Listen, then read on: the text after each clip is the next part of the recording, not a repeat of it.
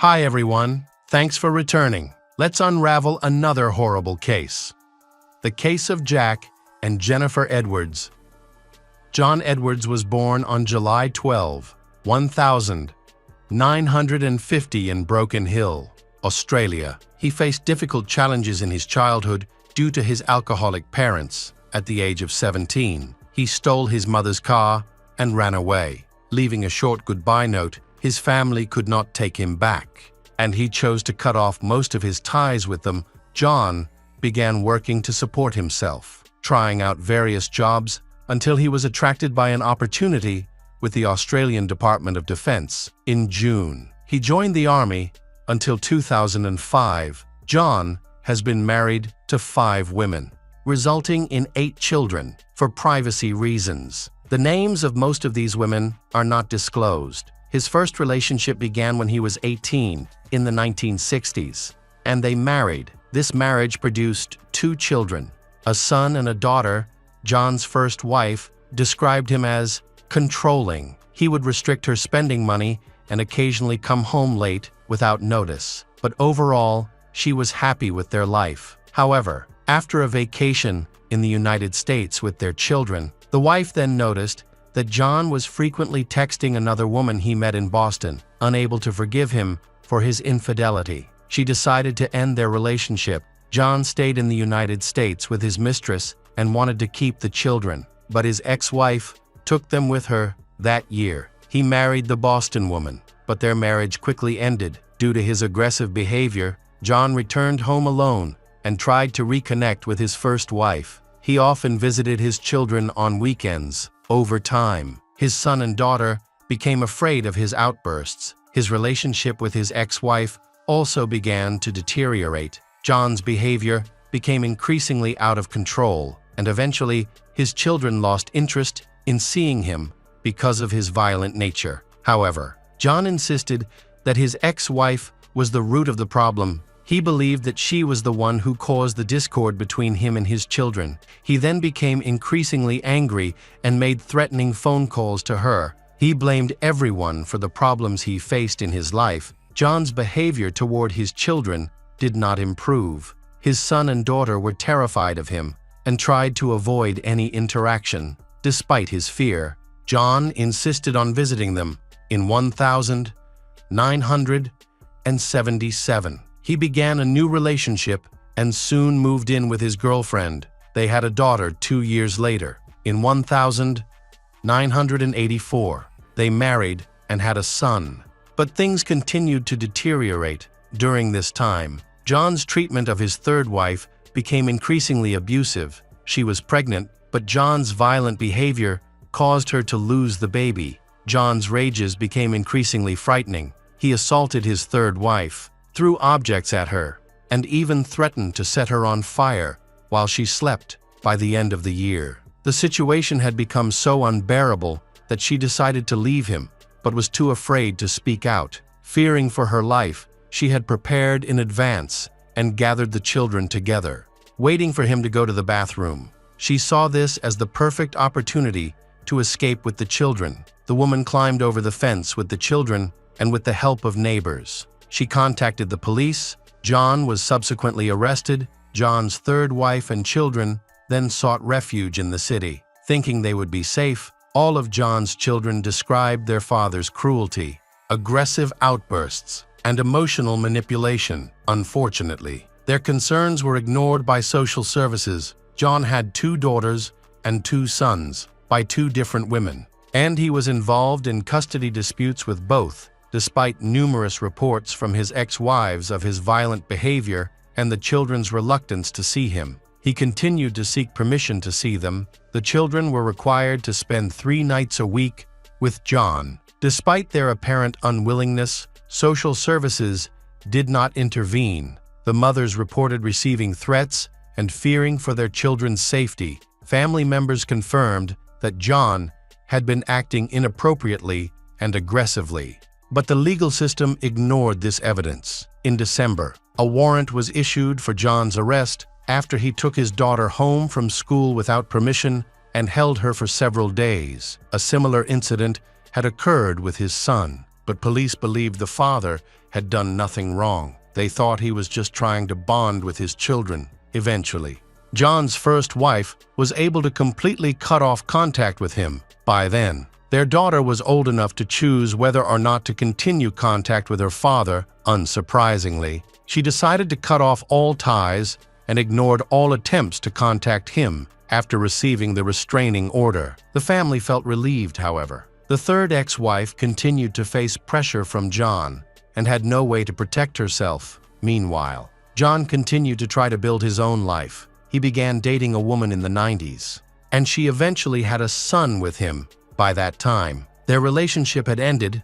John began to stalk her, insisting that he wanted to maintain a relationship with their child. Eventually, the young woman came under his influence again and continued to keep in close contact with him. John promised to change, but this was typical behavior of a manipulator. At this point, he became increasingly cruel and aggressive, and the new woman quickly realized her mistake. She moved in with John and then moved out. Living with him was extremely stressful. She lost a lot of weight and was on the verge of a nervous breakdown. However, she eventually found the strength to leave with her child. She turned to the police for protection, and with the help of various organizations, she found a home where she could hide from John. Later, he discovered her address and repeatedly showed up.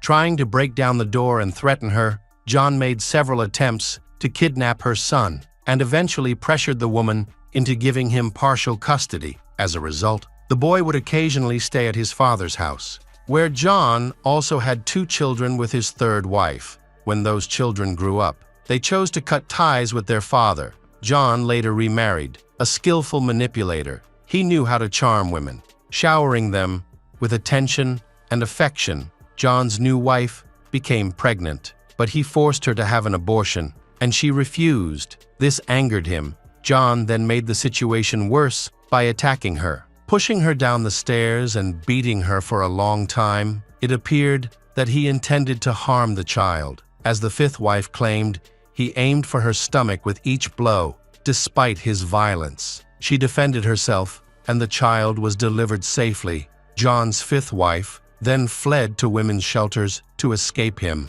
However, he found her and arranged meetings while constantly threatening her and demanding her to return to protect her child. She sought a divorce and sole custody of the child, which she was granted in September 2000. Tragically, in 2008, his 5th wife was diagnosed with a terminal illness and died in September, leaving John with custody of their 8-year-old son. By that time, John had 6 children with 4 different women, each of whom he had negatively impacted. In October 2000, John met 19-year-old Olga from Russia on a dating website. Charming and polite, John showered her with compliments and described his homeland as a wonderful place. Their romance began, and Olga flew to Australia at John's invitation to be with him. She moved in with him in August 2001,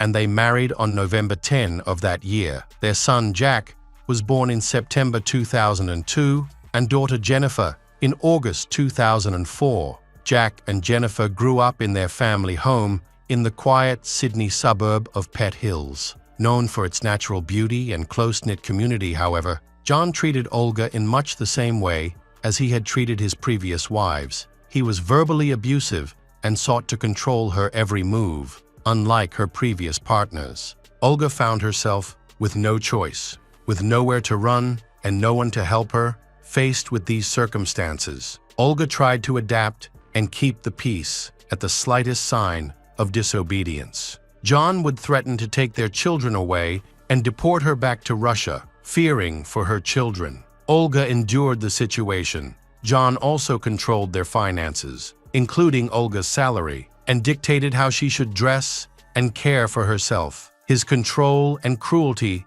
created an environment in which she felt extremely miserable. Jack was a kind, adventurous, an active young man who loved sports and video games. He was also very friendly and got along well with everyone around him. His younger sister, Jennifer, was quieter and calmer than him. She enjoyed spending hours reading, loved animals, and loved skateboarding. As she grew up, she had a dog and a pet rabbit. She spent a lot of time playing with her pets, driven by her love of animals. She dreamed of becoming a veterinarian, a goal she often shared with her classmates and family. When Jack was about 10 years old, John began abusing him. John treated Jack the same way he had treated his wife. Jack reacted and disobeyed his father. In response, John resorted to cruel methods to inflict pain on Jack without leaving visible marks, such as breaking his fingers with heavy objects.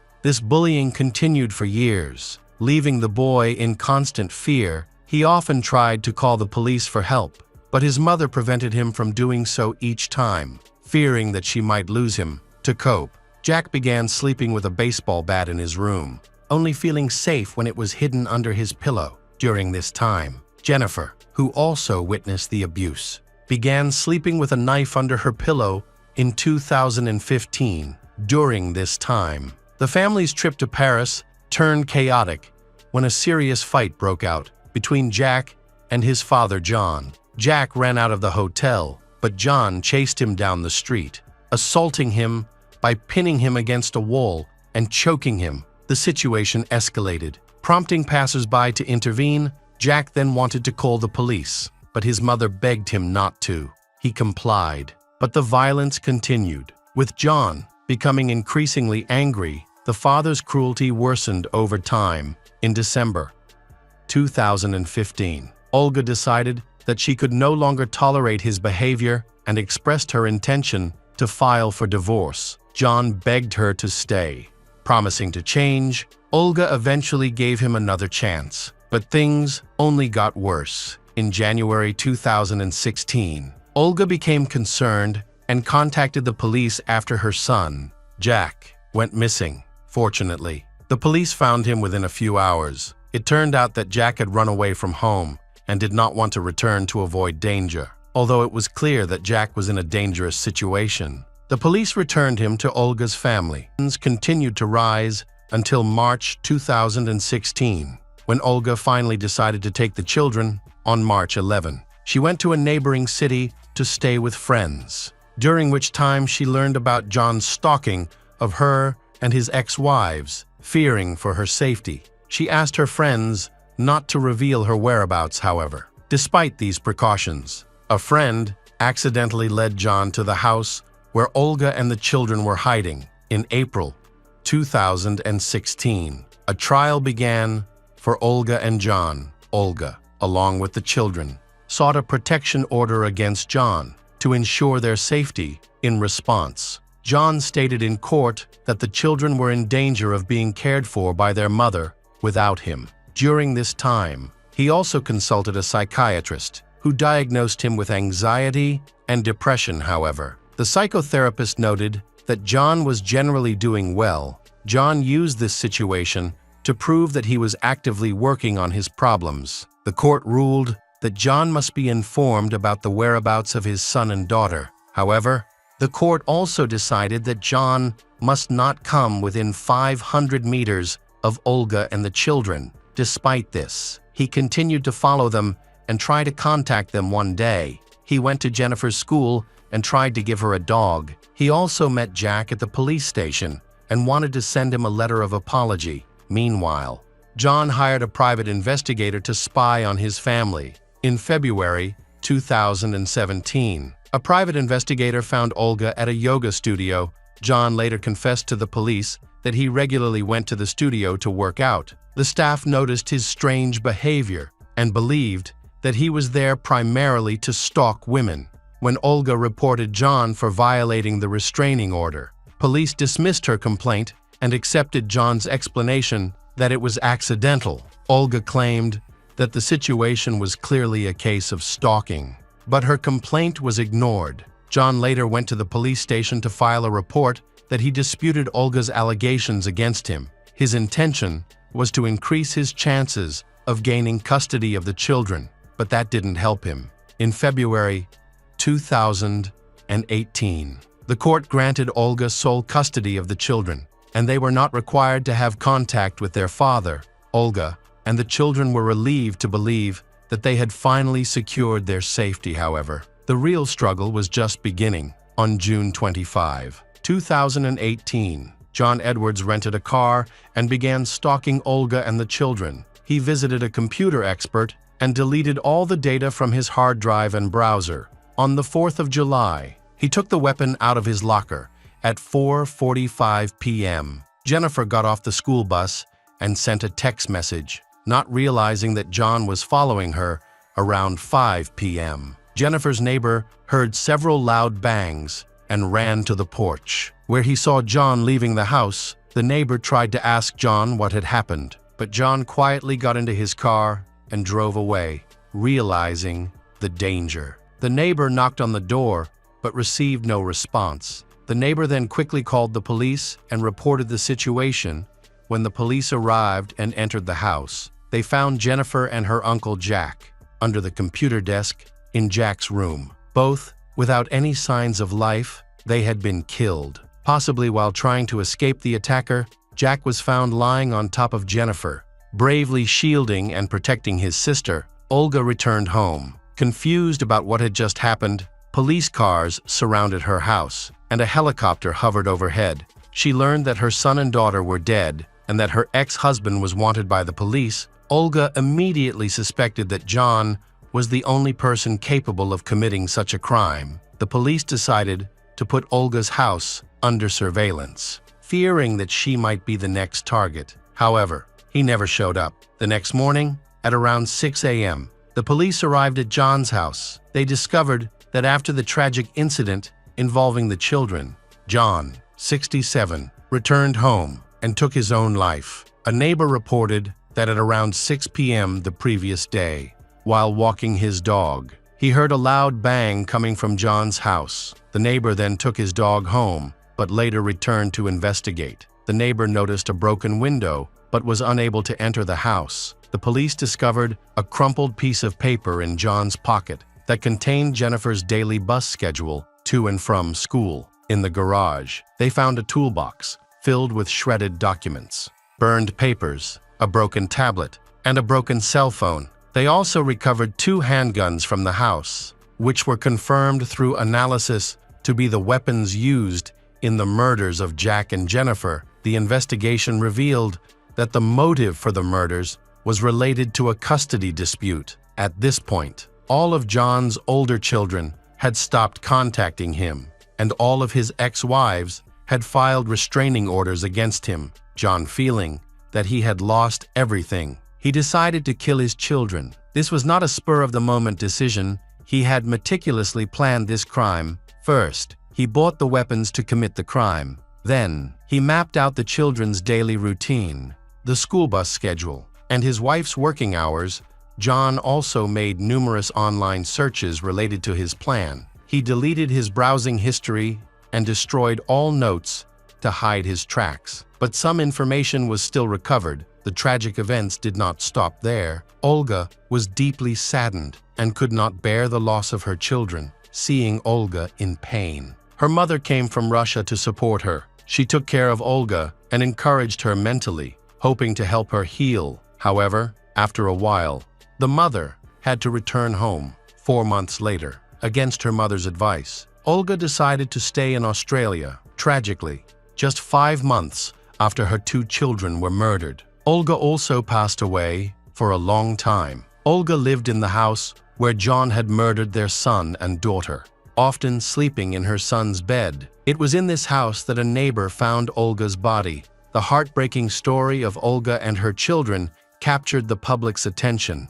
The children still suffered daily abuse and were forced to sleep near weapons. Separating themselves from their abusive father proved difficult, and the authorities largely ignored Olga's many complaints in response to public pressure and concerns that the case might be covered up.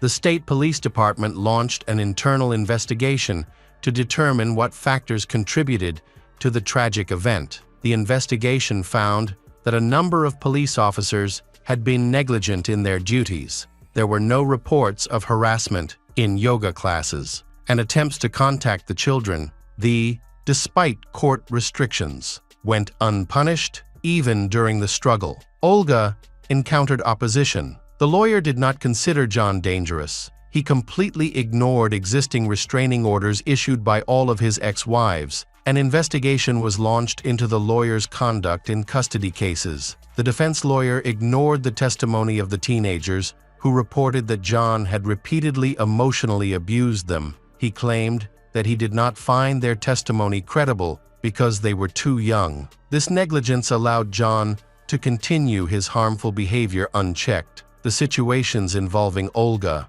Jack, and Jennifer have highlighted weaknesses in the Australian system and prompted a re-evaluation of social protection and guardianship policies around the world. Efforts to modernize the system have begun, with the aim of improving the response to domestic violence. The lack of oversight from social services and the police allowed John not only to take the lives of his 2 children, but also to escape the consequences of his actions. John Edwards will always be remembered as a murderer who did not have the courage to face the consequences of his actions. Hello friends, welcome to our channel. Today we're going to take a look at another horrible case with you. The case of Chloe and Aubrey Berry. Wack-BJ is a small coastal settlement in Canada with a population of under 20,000 people. It is an ideal place for starting a family with a united, quiet, safe, but still well-developed community. On December 25, 2017, the town was alive with the Christmas spirit. The windows of the apartments along the street sparkled with colorful lights, and homes were beautifully decorated. However, the festive atmosphere was disrupted by the flashing lights of police cars responding to a tragic incident. Sarah worked for the local ferry service, which connected the mainland with coastal areas and several nearby islands for communication and cargo deliveries. She studied at the University of Victoria and completed an internship for this position. Prior to this, she worked in the public relations group. She was active and energetic in everything she pursued, which brought her success. Her relationship with Andrew blossomed quickly after they met, and they soon took their relationship to the next level. They got married and started a family, welcoming their daughter Chloe in 2013. 2 years later, they gave birth to their second daughter, Aubrey. At the beginning of their relationship, the love of young couple Sarah and Andrew seemed sincere and sweet. However, the pressures of daily life began to take a toll on their bond. After the family has children, their relationship deteriorated significantly. To make matters worse, Sarah faced the heartbreak of losing her father in a car accident. All of these things caused Andrew's behavior to change a lot. He became anxious, prone to outbursts over minor issues, and often directed verbal insults at Sarah.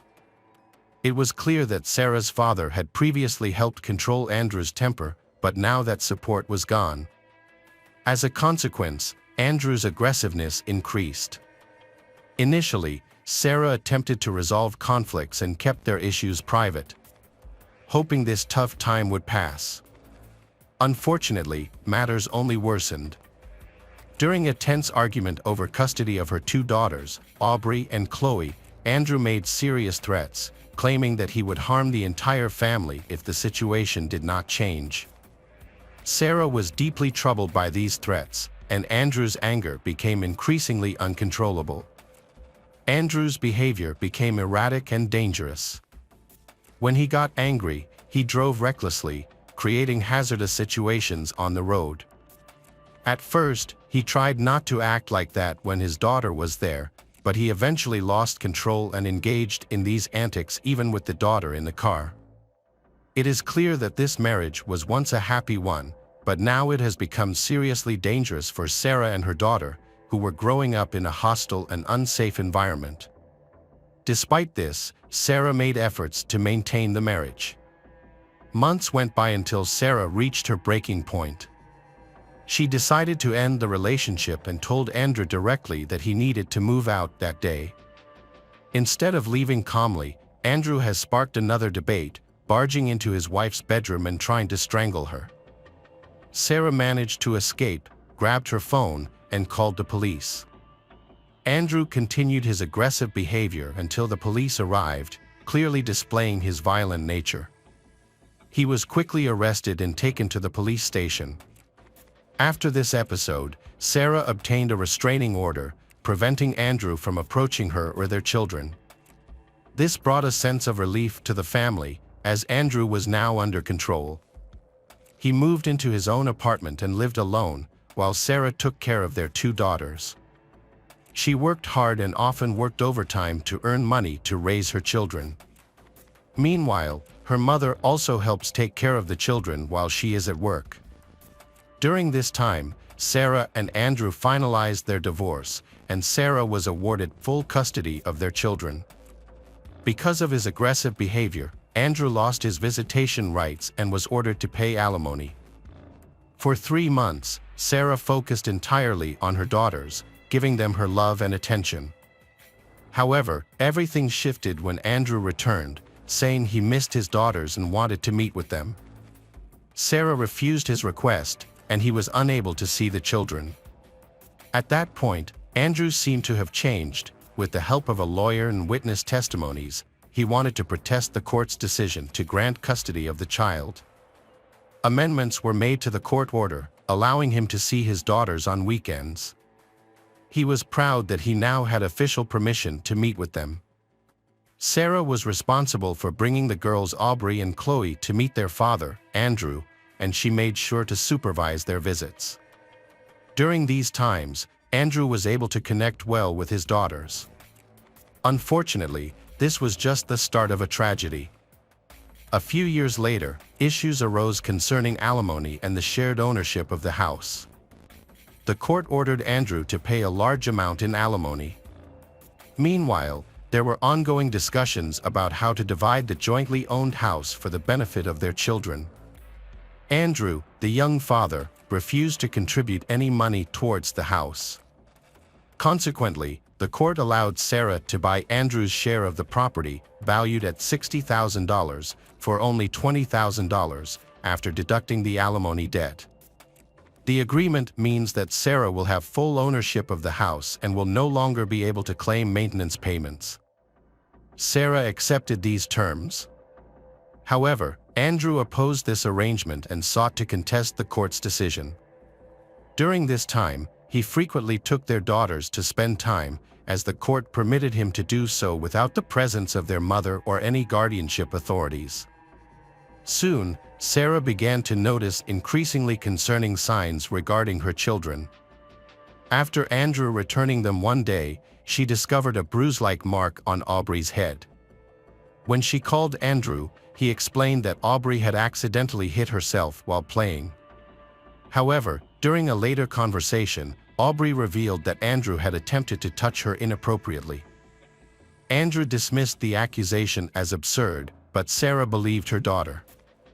Determined to protect her children, she contacted Child Protection Services. An investigation was launched, and during this time, Andrew's interactions with Chloe and Aubrey were closely monitored. Although Sarah and Aubrey expressed concerns, law enforcement and Child Protection Services found no evidence of any misconduct by Andrew, leading them to close the case. Andrew insisted that Aubrey's bruise was caused by her falling, which appeared plausible since he stated he had accidentally bumped into her during a game. Sarah argued that Andrew posed a danger to their daughters, Aubrey and Chloe. She noted that he had previously exhibited strange and suspicious behavior, and the daughters were often reluctant to spend time with him. In an effort to protect her children, Sarah attempted to restrict Andrew's visits. In late 2016, she once again questioned his ability to care for them after he left Aubrey alone in a stroller in a public area while he walked away. Furthermore, Sarah claimed that Andrew spoke badly about her in front of the children, which she thought was his way of trying to turn them against her. During the trial, Sarah and Andrew shared their accounts of the incident and presented their arguments. Ultimately, the situation remained unchanged. Aubrey and Chloe continued to live with Sarah, while Andrew was allowed to take them on holidays and weekends. The judge viewed Andrew as a caring father capable who could provide well for his daughters.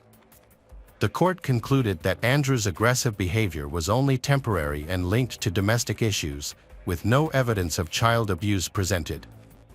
Andrew was given another chance, and both he and Sarah received decisions that they must comply with so they can continue to communicate with 6-year-old daughter Chloe and 4-year-old daughter Aubrey.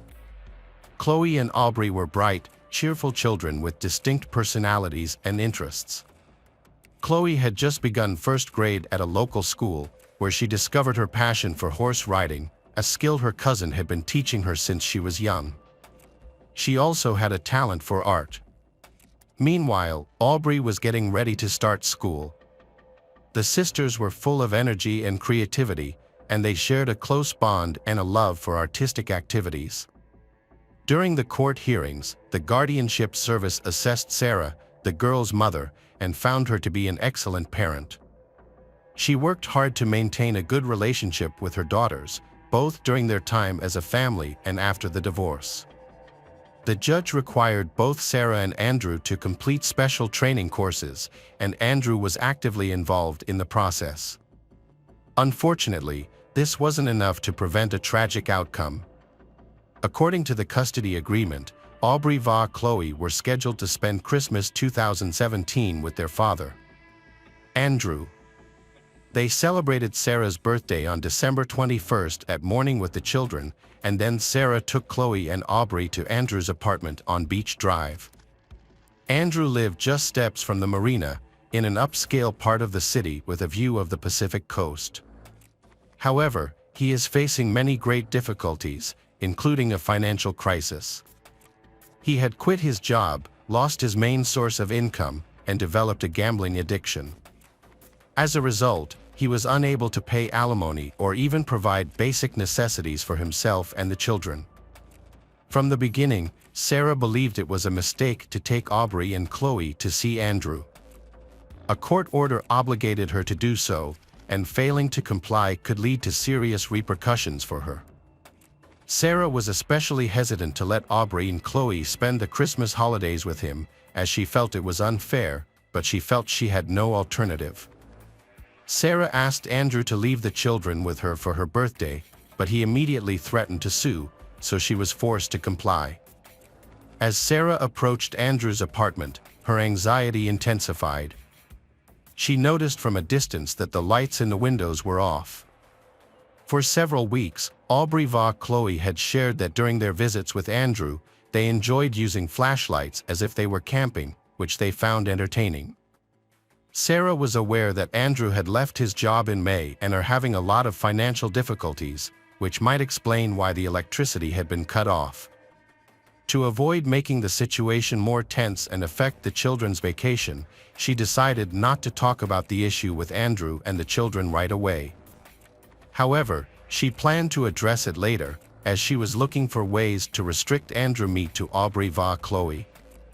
When saying goodbye to Aubrey and Chloe, Sarah was understood that they would stay with Andrew until noon on December 25th, after which he was expected to return them. Upon returning home, Sarah noticed that Chloe had forgotten her favorite stuffed toy. She took the toy and brought it to Chloe. When she knocked on the window of Andrew's apartment, both Aubrey and Chloe appeared at the blinds in their holiday outfits, smiling and looking happy. This made Sarah feel a bit more at ease. She gave the daughters the toy and left, anticipating that she would see them again in a few days. On Christmas morning, Sarah woke up in a surprisingly quiet house and began her usual chores to pass the time until Aubrey and Chloe returned. During this time, she cleaned the house, decorated for the holiday, and placed presents under the tree, all in an effort to make the daughters happy.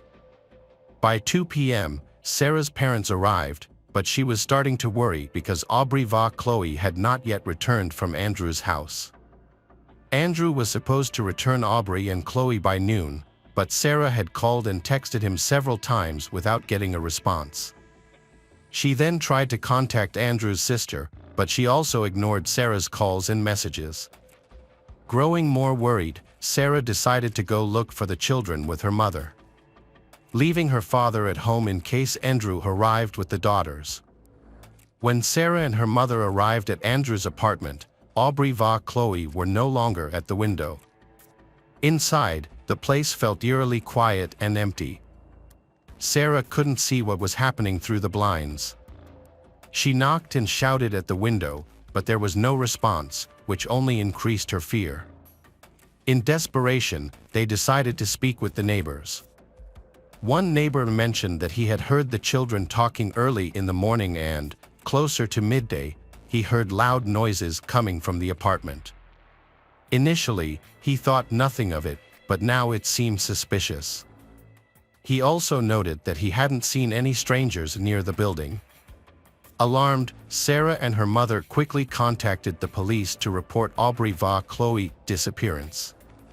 When the first police officer arrived at the scene, he attempted to contact Andrew, the apartment's owner, but received no answer, just as no one responded to Sarah's screams. The officer then tried to open the door and discovered it was not locked. Inside, the lights were off, and flipping the switch had no effect.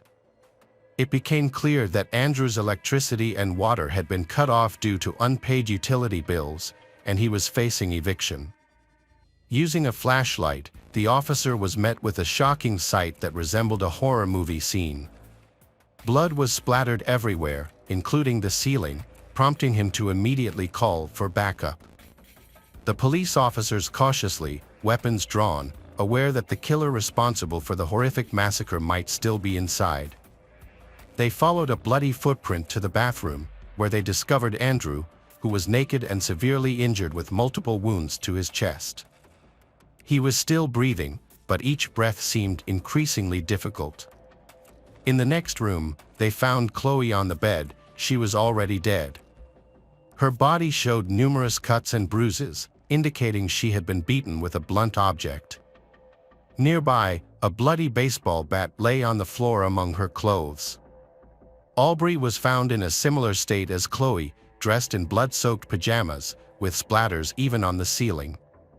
Both children Aubrey va Chloe had suffered multiple lacerations and stab wounds, similar to those found on their father, Andrew. The police checked Aubrey va Chloe's pulses several times, but they were confirmed dead. An ambulance quickly arrived to assist Andrew. Due to the cramped space in the bathroom, he was placed on a stretcher and prepared to be carried out of the apartment. At that moment, he regained consciousness, looked at the medics, and simply asked them to end his life. Andrew was taken to hospital with other police officers, and they hoped to question him once his health has stabilized. Meanwhile, they informed Sarah that both of her daughters, Aubrey va Chloe, were dead. Overcome with grief, she screamed hysterically and desperately tried to enter the apartment. Sarah had many questions, and so did the investigators, about the brutal murders of her two young children on Christmas Day. She believed she knew the answer: their father had killed them.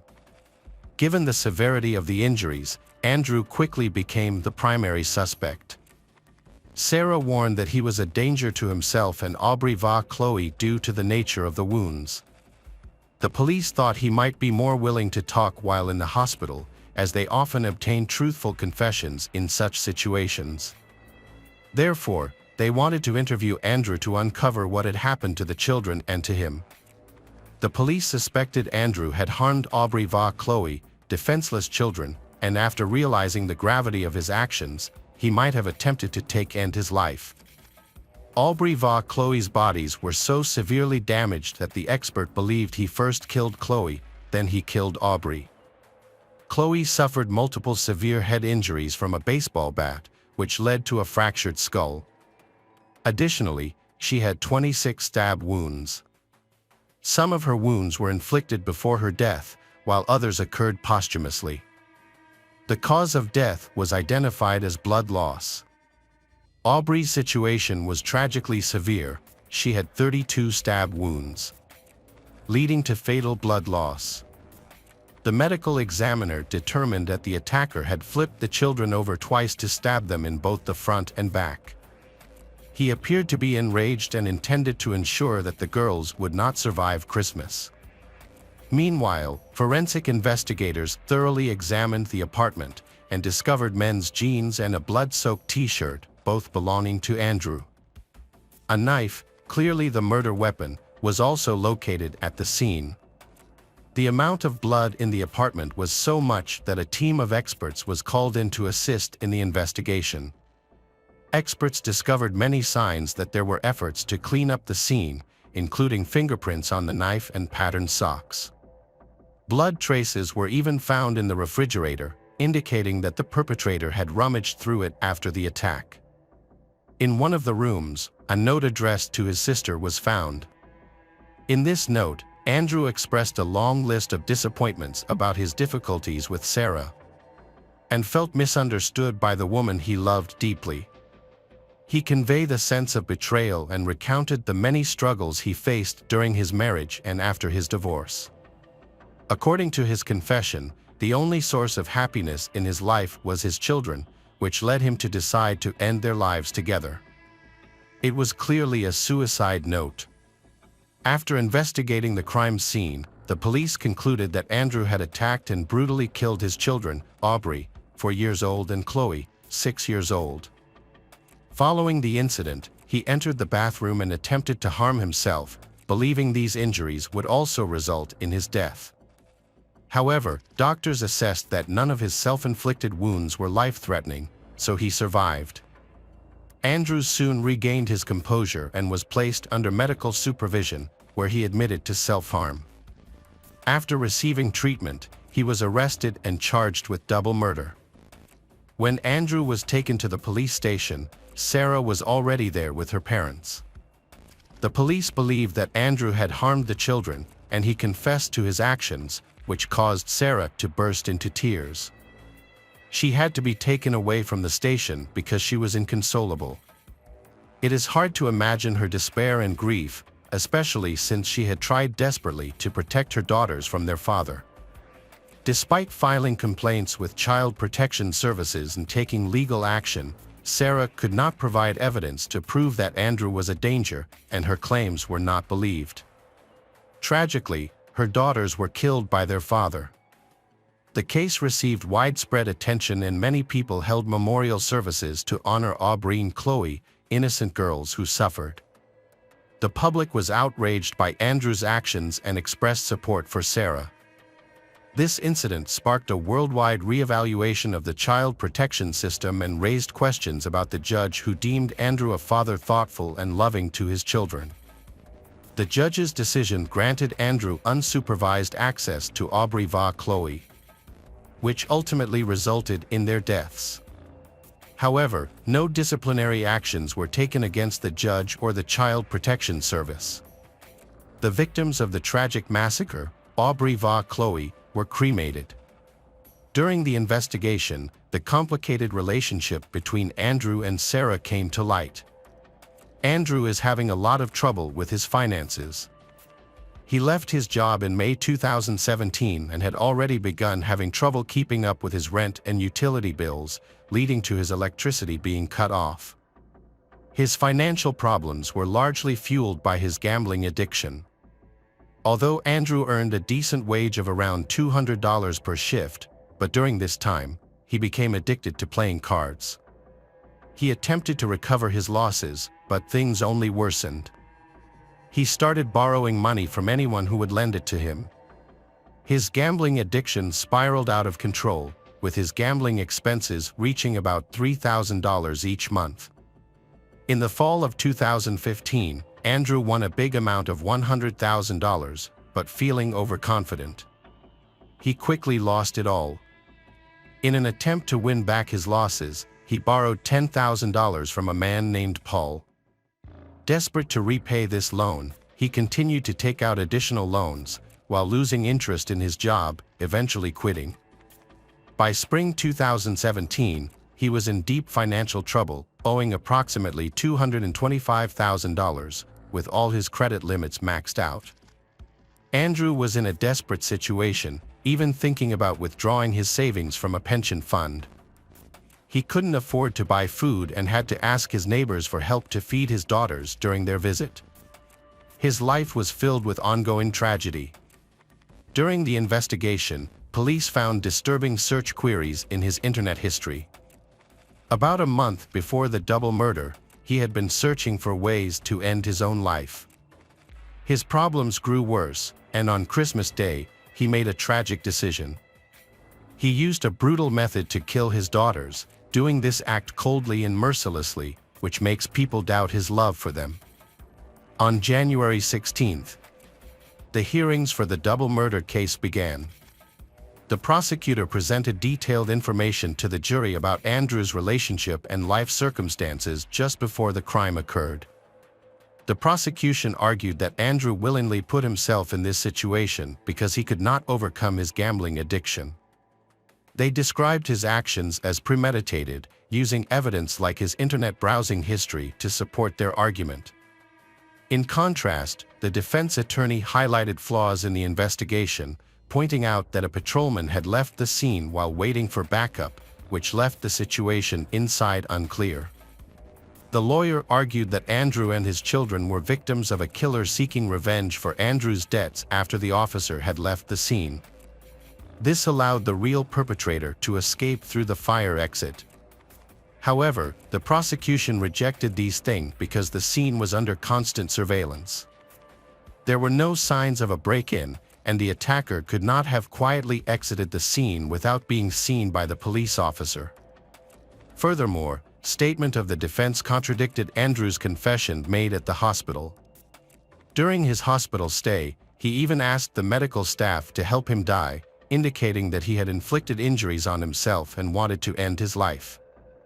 It is clear from Andrew's suicide note that he intended to end his life and harm the daughters so that they would be with him in death. However, the lawyer maintained that the family could have been victims of a stranger, a killer who unexpectedly found Andrew and the children in the apartment. Alternatively, they could have all been random victims of a maniac. On April 25, 2017, a woman was attacked and stabbed near Andrew's house, but the police could not identify her attacker. The defense suggested that the same person could be responsible for both this attack and the murder of Andrew's children, who remains at large. However, the details of the wounds and the circumstances of each incident were different, indicating Andrew's guilt. During the presentation of the crime scene and evidence related to the murders of Aubrey and Chloe, Andrew started to cry. The prosecutor asserted that their father, Andrew, was responsible for the murders. One key piece of evidence was blood on the floor that matched Andrew's. If the attacker had been a stranger, they would probably have worn shoes typically found in a home.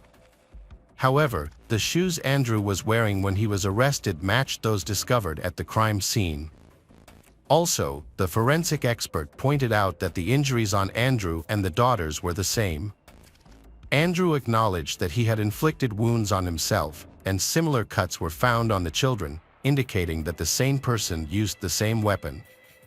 At trial, the defense attorney argued that Sarah had put pressure on Andrew, leading to the possibility of him acting aggressively. They believe Sarah is the main cause of Andrew's unstable mental health. In response, Sarah countered these claims, saying that Andrew had been aggressive for a long time, which led to their divorce. She was only trying to protect her children from a dangerous and unpredictable situation, which is why she filed complaints with various authorities, all of which were ignored. Sarah was concerned about the safety of her daughters during visits. Recently, Andrew appeared to have changed for the better, but no one realized this was just his cover. The defense continued to argue for Andrew's innocence, portraying him as a victim of his circumstances. They mentioned that Andrew owed $200,000 to another man. Andrew claimed he couldn't pay his debts, which led to him being forced to keep a suspicious bag in his apartment, the contents of which he was unaware of. Various individuals resembling criminals would periodically come to collect it, and Andrew had given them a spare key. According to the lawyers, one of these individuals committed a violent act in the apartment.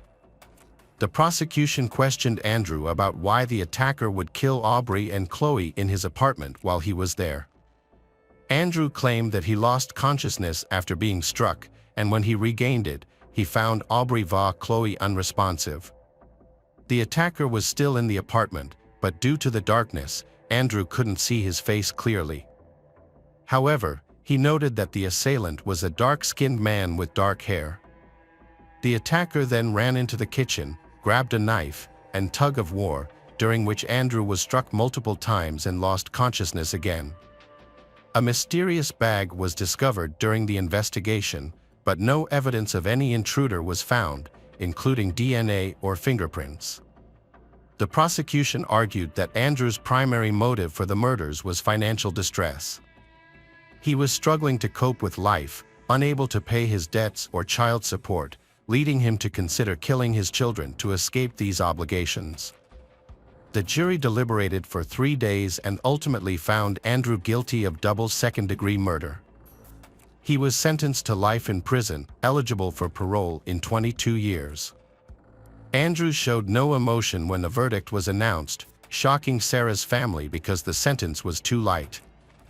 They also found themselves unable to contest the verdict. Welcome back, mystery lovers. Today's case is going to keep you on the edge of your seat. The case of Rita Polite.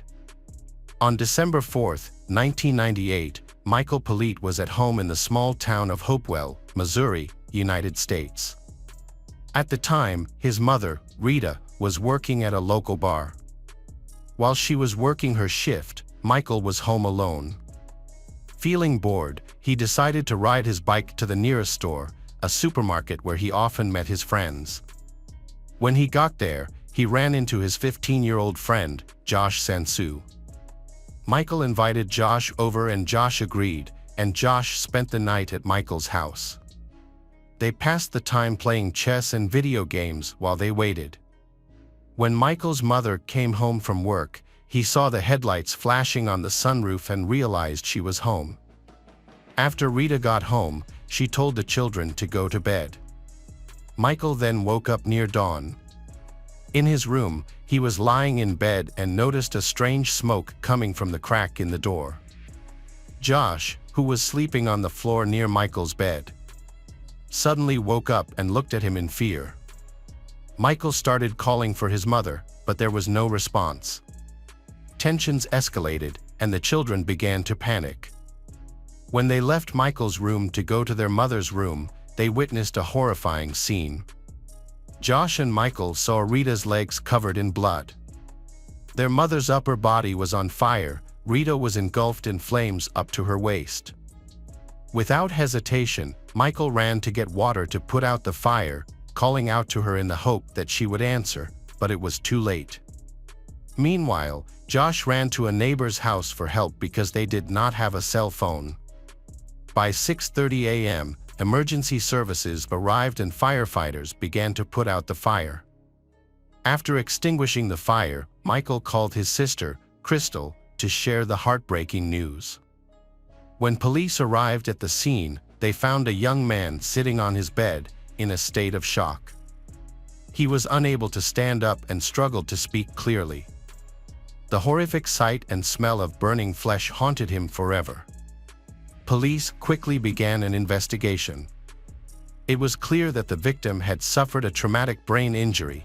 She had been struck in the head with a blunt object before being set on fire. The fire chief examined both the body and the crime scene. He quickly determined that gasoline or fuel had been used to start the fire. Forensic experts thoroughly examined the scene but found no murder weapon. Police quickly suspected the son of killing his mother. Rita's death was motivated by cruelty and hatred towards her. Rita was only 40 years old at the time. In addition to Michael, she had 2 adult daughters, Crystal and Melanie, both in their early 20s. Rita's family lived in Hopewell, Missouri, a town where residents felt safe enough to leave their homes and cars unattended. It seemed like a peaceful haven, untouched by the violence of the outside world. Sadly, even in such places, terrible crimes can still happen. The town had a friendly atmosphere and the crime rate was so low that most locals often left their doors open at night. Michael's mother, Rita, left the door open without considering the potential danger, which may explain why there was no forced entry. The police's attention was now focused on Rita's son, Michael. Michael's parents, Edward and Rita, met when they were young and eventually married. Their first children were twins named Crystal and Melanie. The girls had vivid memories of their father's cruelty.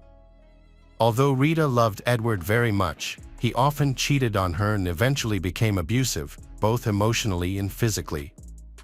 Unable to bear this treatment any longer, Rita decided to get the police involved. The children often witnessed their father's violent outbursts, which later led to behavioral problems, especially in Michael. About a year before the massacre, the family dynamics worsened significantly. During this time, Michael witnessed Edward physically attack Rita. He knocked her to the ground with several blows and began to strangle her. Michael and his sisters were terrified for their mother's life. Fortunately, the children managed to distract Edward, allowing Rita to escape from his grip. Following this incident, the family faced many challenges. In the summer of 1998, after over 20 years of marriage, Rita filed for divorce. Edward sought joint custody of their children, but the kids did not want to live with him. Rita chose not to escalate the situation. When filing for divorce, she cited her husband's infidelity but did not mention the years of abuse she endured. As a result, the court awarded shared custody, forcing the children to visit their father, whom they despised. Michael and Josh were taken to the sheriff's office. Although the teens were clearly not ready to talk, the police began an immediate investigation. On the way to the police station, the patrol car driver noticed Michael making strange comments and showing little emotion. Although the body had not been identified, Michael insisted that it was his mother, since there was no one else in the house. The police, ignoring the possibility that Michael might be in shock and not fully comprehending what he was saying, became increasingly suspicious of his involvement in the incident. At the police station, Michael underwent a voice stress test, which is also known as voice stress analysis. After the test, the officers informed him that he had failed, but this could be attributed to the trauma he experienced after witnessing his mother's death. Furthermore, voice stress tests are controversial and their results are often considered unreliable, usually not accepted as evidence in court. The police also took Michael's shoes, and specially trained dogs detected traces of flammable substances on them, suggesting they were used to ignite Rita's body after the murder. The Michael seemed to be attempting to hide his actions. Michael and Josh both claimed they had no idea what had happened.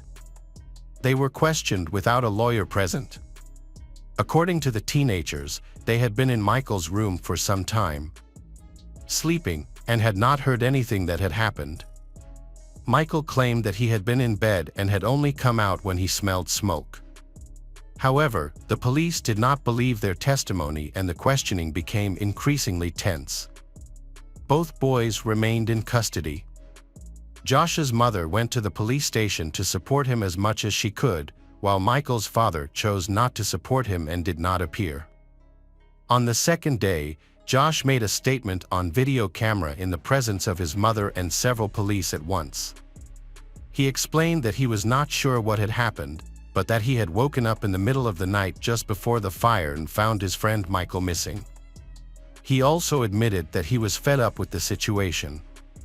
The police took this as a contradiction to Michael's statement, which meant that Michael was lying.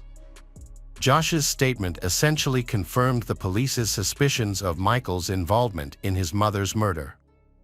On December 7, 1998, Michael was arrested for the murder of his mother, shocking both him and everyone who knew him. Michael believed that it was a misunderstanding and was confident that he would be proven innocent and released. He maintained his innocence, but this did not convince the police. Michael insisted that he would never harm his mother, whom he loved dearly. Although they had had some recent conflicts, he hoped to gain support from his uncle and aunt, who lived nearby. His uncle, a politician, along with his sisters, sided with him, believing that he could not have harmed his mother. They believed that the investigation should focus on their father Edward. However, Edward was cleared of the crime because he had an alibi. Many people noticed problems in the relationship between Michael and his mother. The family struggled after the divorce. Financial difficulties affected both mother and children, and Michael, a schoolboy, faced challenges during this difficult transition. The police became suspicious because of Michael's behavior, which was hardly exemplary. In 7th grade, he began skipping school frequently. Teachers were concerned that he might not advance to the next grade due to his behavioral problems. About 10 months before the tragic events, Michael's behavior became significantly worse, and witnesses reported that he had threatened Rita. This led to Michael being taken to a psychiatric clinic. However, doctors found no underlying problems and attributed his behavior to puberty and the stress of his parents' divorce. Michael later admitted that threatening his mother was the biggest mistake of his life. Unfortunately, he could no longer apologize or take back his words. Many troubled teens act in similar ways, but not all of them go astray. Michael was not a criminal. He did not associate with bad influences or get into trouble that would make him a potential suspect. Although he denied any wrongdoing, the police were still fully convinced that he was guilty. Years passed as Michael waited for his Supreme Court hearing. During this time, he was in prison and was deemed extremely dangerous, so he was not eligible for bail. Just before the trial started, the prosecutor offered Michael a plea deal for manslaughter. If he accepted, he could face a maximum of 15 years in prison, but he turned it down. Michael maintained his innocence, stating he should not be punished for a crime committed by someone else. He believed the only person capable of harming his mother so brutally was his father, Edward, but no one paid attention to his claims. In January 2002, Michael, who had just turned 17, appeared in court. The prosecutor presented evidence gathered during the investigation, including shoes that had traces of flammable substances used to burn the body. Tests confirmed that gasoline was the substance used. The prosecution argued that the young man had a tendency towards arson. Multiple witnesses reported seeing him play with fire and intentionally destroying objects for entertainment. A friend of the defendant stated that a few hours before Rita returned from work, they had used gasoline to ignite some trash on the railroad tracks. Upon inspecting the crime scene, police found a canister with a small amount of flammable liquid left inside. The defendant's lawyer explained that although gasoline had splashed on Michael's shoes while they were playing with fire, this did not prove he was responsible for the fire in the house. The defendant did not kill his mother or set fire to her body. From the prosecutor, the jury heard about Michael's behavioral issues and possible mental health concerns. However, these were not confirmed during assessments. Before his mother, Rita, died, the young man's threats to her were considered key evidence that he was involved in the murder. Michael's initial belief that he would not go to prison began to wane. The prosecution argued that Michael attempted to end his life about a month after the murder, citing guilt for harming a loved one. A fellow inmate claimed to have heard Michael confess, but he was never brought to the stand to testify. Michael's defense maintained his innocence, but as he downed and regained his composure, the jury began to suspect that he was hiding something. A key piece of evidence for the prosecution was a video of Josh's testimony from 3 years ago. Interestingly, Josh himself was not invited to take part in the case proceedings. From the start, Michael's defense seemed uncertain. It appeared they either lacked important information about their client or didn't believe he was innocent. The defense focused on the absence of direct evidence from the prosecution, which was actually true. No murder weapon or significant evidence was discovered. Additionally, there were no bloodstains or other traces on the Michael's clothing that suggested an attack had occurred. There were also no injuries that indicated he had struggled with the victim. The prosecution's hearings for the case lasted 3 days, after which the jury deliberated on the verdict. Initially, they struggled to reach a decision because the case was highly controversial. Eventually, they agreed that Michael was guilty of second-degree murder. Since he refused to cooperate with the prosecution, he received the maximum sentence of life imprisonment. Michael was stunned by the verdict. He accused the court of wrongful conviction and viewed himself as a victim, but he was sent to prison in Missouri regardless. No one paid attention to his claims anymore. This high-profile case drew the interest of several human rights activists who believed in Michael's innocence. However, over time, their interest in the case waned. The state correctional system is known for its extreme cruelty. From the moment he was imprisoned, Michael encountered the harsh realities of local prisons, which are among the most dangerous in the United States. On his very first day, he had a fight with his cellmate, Rome, and was sexually assaulted by prison staff. He realized that to survive in this environment, he had to adapt quickly, otherwise, he might not make it to his appeal hearing. Desperate to live freely again, he was determined to navigate this difficult phase of his life. He maintained that his conviction was due to a mistake. Despite feeling out of place in prison, Michael chose to alter his behavior by becoming more aggressive and getting multiple tattoos, as this was viewed positively by other inmates. This was his way of protecting himself. He repeatedly reached out to his father for help, but Edward did not support him. After 10 years of imprisonment, Michael's situation began to improve. During this time, he contacted the human rights organization Innocence, which advocates for the rights of those wrongfully convicted. The young man's case quickly drew the interest of several lawyers who thoroughly reviewed the case materials. They identified clear flaws in the investigation and the prosecutor's office. Human rights activists believed that Michael's inconsistent statements made after his mother's death were a result of his fragile mental state and the trauma he had endured. Furthermore, it was evident that he was still a minor at that time. Given that his mother's skull was severely damaged, it was unlikely that a 14-year-old boy had the physical capability to cause such an injury to an adult. It was also suspicious that Michael's friend Josh didn't hear any sounds of a fight, suggesting that it likely never happened. Rita lost consciousness after just one blow from someone much larger and older than a 14-year-old boy. Furthermore, the fire chief's belief that the body was burned with gasoline was questionable. By the time emergency services arrived, the fire had already been put out, and any fuel had been consumed.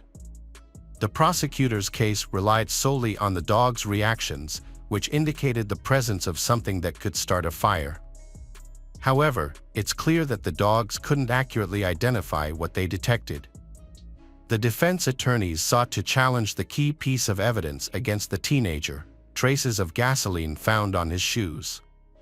They argued that the testing method used to examine the soles was based on chemical reagents, which they believed was not reliable enough. They claimed this method could misidentify traces of gasoline as coming from certain polymers used in shoe production. Eventually, even the state crime lab supported this argument, noting that solvents and adhesives used in Michael's sneakers had chemical compositions very similar to gasoline. However, this information was not commonly known in the 1990s. Additionally, there was a video recording of Josh's statements. He had multiple conversations with police officers both before and after his friend's conviction. He mentioned that when he was 15, he endured lengthy interrogations by police, which were very tiring. Josh clarified that waking up in the middle of the night did not necessarily mean that Michael was harming Rita at that time. It was possible that his friend simply went to the bathroom. Ultimately, Josh expressed uncertainty about whether he could have seen an empty bed in the dark, suggesting that Michael might have been lying underneath it. Josh initially maintained Michael's innocence. However, the police created a misleading story using conversations taken out of context. Recordings from the interrogation revealed that Josh believed Michael was guilty. Josh later recanted his initial statement, revealing that police had threatened him into a plea deal to avoid being incarcerated with Michael.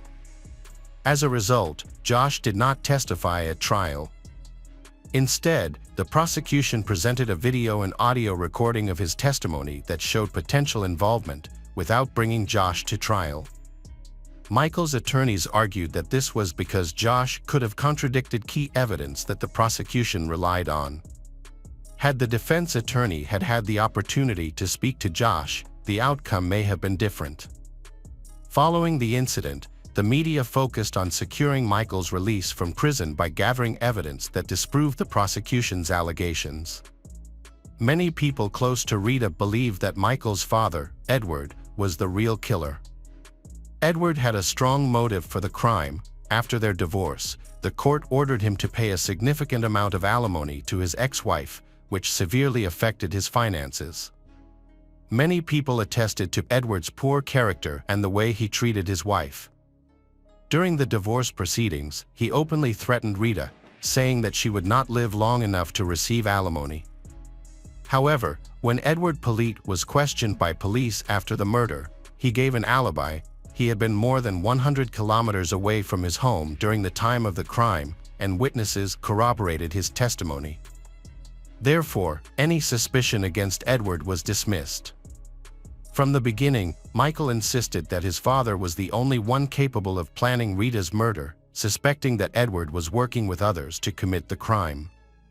This theory was further supported by his legal team. Attention turned to Edward's brother Johnny.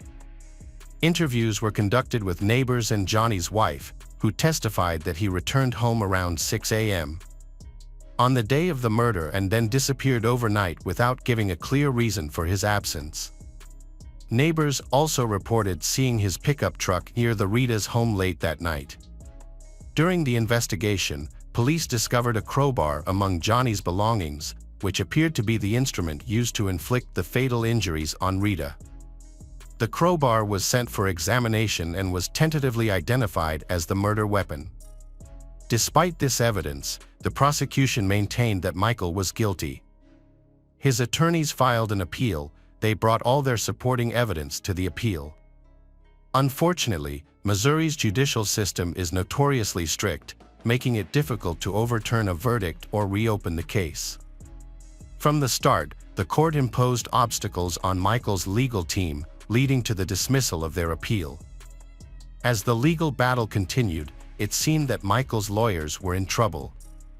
Then, in 2021, something important happened. Missouri passed a new law that gave a second chance to juvenile offenders convicted of serious crimes. Michael and his legal team quickly seized this opportunity, which played a key role in their case. On April 22, 2022, Michael's two sisters, Melanie and Crystal, brought the entire family to the rehabilitation center to welcome their younger brother, who had been paroled after 23 years. At age 38, as he walked out of prison, Michael looked up at the sky and expressed gratitude to his mother, recognizing her unwavering support for keeping him hopeful during his difficult years in prison. After his release, Michael wanted to ride a bike, a favorite hobby from his life before prison. He moved in with his sister because he had nowhere else to go and hoped to forget the decades he spent surrounded by criminals. To help with this, he started removing the tattoos that reminded him of his time in prison. Eventually, he found work as a carpenter and reconnected with his old friend Josh, who sincerely apologized for his part in what happened. Michael understood and assured Josh that he held no grudge against him. Josh expressed regret for not sleeping on the sofa that night. He believed that if the attacker had come in through the front door and seen Josh on the sofa, things might have turned out differently. Despite the new law allowing for conditional early release, the prosecutor could still initiate a new trial at any time for those who had been released. However, Michael recognized that there were significant gaps in the police evidence against him. The case against him relied solely on circumstantial evidence, which could be challenged. These accusations had a serious impact on his reputation, but he remained hopeful that the court would reconsider the case, especially since the real killer was still at large. The lawyers proceeded with caution to avoid harming Michael or provoking Missouri's justice system. Eventually, the local sheriff acknowledged the need to reopen the investigation into Michael's mother's murder. This renewed focus required police to re-examine a large amount of evidence that had been neglected for over 20 years. One key piece of evidence, the Rita's car, was also available for analysis. The prosecutor's office collaborated with the defense team, marking a significant turning point for Michael. He had been imprisoned for a murder he did not commit since he was just 14 years old. After spending 23 years behind bars, which represented most of his life, he longed to return to a normal life and felt he was finally on that path. However, he still needed to clear his name completely.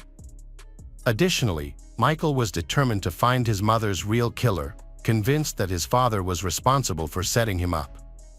This betrayal had devastated his life while his father continued to live freely. The investigation into the crime was still active, and despite the obstacles presented by the local justice system, many law enforcement officials, including the prosecutor, supported Michael. With their backing, he felt confident that the true criminal would eventually be brought to justice. The investigation is ongoing, and there are indications of progress. However, even if justice is served, it won't bring back the lost decades for Michael. Hello again, true crime fans. We've got another mysterious case to explore. The case of David Nixon. David Nixon was a friendly, ambitious, and optimistic man living in Grapevine, Texas. He had a talent for selling and was involved in trade. David married Donna Lella in 1990. The following year, they welcomed their son. He then ventured into real estate, which proved to be a successful field for him. Over time, he became one of the top agents in the city, handling million-dollar transactions. David's marriage ended in 1995 when he began an affair with flight attendant Lisa Hill. After the divorce, he stayed on friendly terms with his first wife, mainly because of their shared son, Nicholas. David then married another woman, but that marriage lasted only 2 years. He didn't remain single for long. Before his divorce from Lisa was finalized, he met a 27-year-old woman who initially overlooked his advances. Eventually, they decided to move into David's house together, which could signify his third marriage. David was known to his relatives for his love of fine and luxurious things, often owning more than his income could afford. 11-year-old Nicholas admired his father, believing David to be a wonderful man who was always willing to help the family. David was at the peak of his life when he suddenly became the victim of a horrific massacre. On the evening of April 18, 2002, a passing motorist discovered a fire and reported it to the fire department. After extinguishing the fire, the firefighters discovered a human body. They quickly called the police. In the middle of the night, a police investigator arrived at the scene of a fire at David Nixon's home in Grand Prairie, Texas. David had recently moved to the area. As the officer stepped out of his car onto the front driveway, he was hit by the horrible smell of burning flesh. He found a body wrapped in a partially burned sheet. Further investigation revealed it was an electric blanket, along with a sturdy camping tarp and rope that held everything together. When police examined the body, they found it was too charred to tell whether it was a man or a woman. However, they were able to determine that the deceased had fair skin based on the remaining facial features. It took several hours to carefully remove the body from the scene of the fire. During their investigation, they discovered several fibrous materials that could have been used to start the fire. These materials were later identified as electric blankets. Unfortunately, they did not find any other significant evidence to identify the suspect. A forensic expert analyzed the case and concluded that the victim was a man in his 40s who was murdered by a single gunshot to the heart before a fire broke out. There were no signs of a struggle, suggesting that the victim was caught off guard, possibly while sleeping. The initial autopsy could not identify the victim, but police believed he was the homeowner. To confirm his identity, they needed dental records and documents, which ultimately revealed that he was David Nixon, a 40-year-old. The event was a devastating loss for the deceased's family, especially for his son Nicholas. On that day, Nicholas was supposed to call his father but couldn't reach him. The Nicholas sensed that something was wrong but had no idea that his father was already dead. From the beginning, police suspected that Tracy, David's third wife, might be the killer. Friends of the couple noted that while they generally got along, they also had serious arguments, often over finances and David's gambling debts. As Tracy's tumultuous relationship with David progressed, she discovered that he was wasting money on gambling. Their arguments became more heated in the early spring of 2002. After nearly 4 years together, they decided to separate. However, a serious tax lawsuit ensued. To protect his assets and avoid losing his home, David transferred ownership of the house to Tracy. When it came time to discuss separation, Tracy insisted on keeping David's luxurious home, which had a hidden terrace and a heated pool. David tried to negotiate with her to get his property back, but she refused to agree. In April, things escalated when David reported to the police that Tracy had changed the locks on his house without his permission. She took advantage of his absence while he was away for a work-related trip to a nearby city. That evening, the police intervened to help resolve the situation. She argued that she had invested her own money in renovating the house and wanted to keep it. However, she could not provide evidence of her financial investment, and they were unable to reach an agreement. Nearly 2 weeks later, David was found murdered. This raised suspicions, especially since he had no known conflicts with anyone else, making it plausible that Tracy may have been involved in his death to retain ownership of the house. That evening, upon hearing about David's ex-husband's death, Donna went to the police station. Donna reported that David had recently expressed concerns for his safety due to Tracy's erratic behavior. She also provided the police with David's will, which he had asked her to share, naming a potential culprit if anything ever happened to him. Despite this, David had never reported any domestic violence incidents to the police and often minimized his problems. Donna understood the risks David faced during their property division, as he consistently sought to resolve conflicts peacefully. However, it seemed that Tracy was provoking new conflicts. Donna called the police to her ex-husband's home when her son could not reach his father. Donna had previously contacted Tracy to find out what might have happened, but Tracy dismissed her concerns. Tracy said she had not been keeping tabs on David, whom she had broken up with, and suggested he might be drinking or gambling. The couple had been living together in a house in Grapevine that was the subject of a dispute. They had recently agreed that the man would be moving out to a new place in Grand Prairie just a few days before his death. Tracy later confessed that they had talked about the move, and David had asked her to rent a van to help with transporting their belongings. She did not leave him in a tough spot. Instead, she called a car service and rented a special cart to load items into the van. David packed his things and went to the new address, planning to return for the rest of his belongings. However, he never came back. The disagreements that occurred created a strong motive for the crime. From the beginning, the police were interested in Tracy. They considered her a prime suspect in the case. When the police informed Tracy of the news that David had been murdered, the police expected her to be distraught and in need of comfort after the loss of a loved one. However, her reaction was unexpected. She was indifferent, uncaring, and showed no signs of distress. From that moment on, the police began to confirm their suspicions. Tracy revealed that she and David had had a serious disagreement in the months before David's death. With tears in her eyes, she shared that just before these events, she had lost her child, which made the situation worse. Last fall, Tracy discovered she was pregnant, which coincided with the decline of their relationship. In addition, she was dealing with health issues that contributed to her emotional struggles.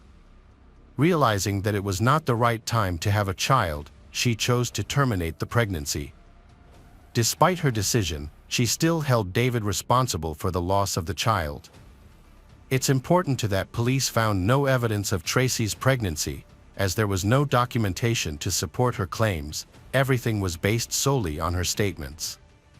During the first interrogation, police closely observed the Tracy, and afterward, every officer was convinced that she was not telling the truth. They noted that she gave evasive answers, appeared confused in her testimony, and her body language often suggested she was lying. The woman insisted that she was not involved in the murder and was unaware of the details surrounding it. Since Tracy refused to admit anything, the police had no evidence to confront her with. Tracy was later released from custody. Extensive searches were conducted at the scene of the massacre and in the sewer. However, much of the evidence was washed away by the fire department's efforts to extinguish the fire. Key clues included tire tracks that matched the tire tracks of the truck Tracy had rented for David's move. Small fibers of fabric similar to those used to wrap the body were also found in the sewer. It appeared that the killer had attempted to dump the body in the sewer but was unsuccessful. Although most witnesses described Tracy in a negative light, this information was not enough to make an arrest or charge. Police began reviewing surveillance camera footage near David's home. That same day, they captured footage of a young woman who closely resembled Tracy near a store not far from the residence. Although the footage was limited, it helped police reconstruct the events. After reviewing dozens of hours of video, they identified a distinctive yellow truck that had stopped near the murder scene. The tire tracks from the truck matched those found at the crime scene. They then followed the truck to a nearby driveway. Additionally, 3 days after David's murder, they spotted a white Lexus, similar to Tracy's, driving in the area. The same woman was recorded walking past the store entrance. She made a purchase and left, and store employees reported that she had purchased a large amount of cleaning products, which raised suspicion. Police recognized Tracy and began communicating with her more frequently. Despite this, she maintained that she had nothing to do with the murder and claimed that the recordings the police found were fabricated to frame her and speed up the case. Tracy gave an alibi, saying she was at her parents' house in Arlington during the time. However, police were unable to find any witnesses to confirm her whereabouts because her relatives were away. Needing more evidence to prosecute, police searched Tracy's home. They believed Tracy killed David while he was sleeping by shooting him in the heart. Forensic experts believe David may not have had time to react while he was asleep.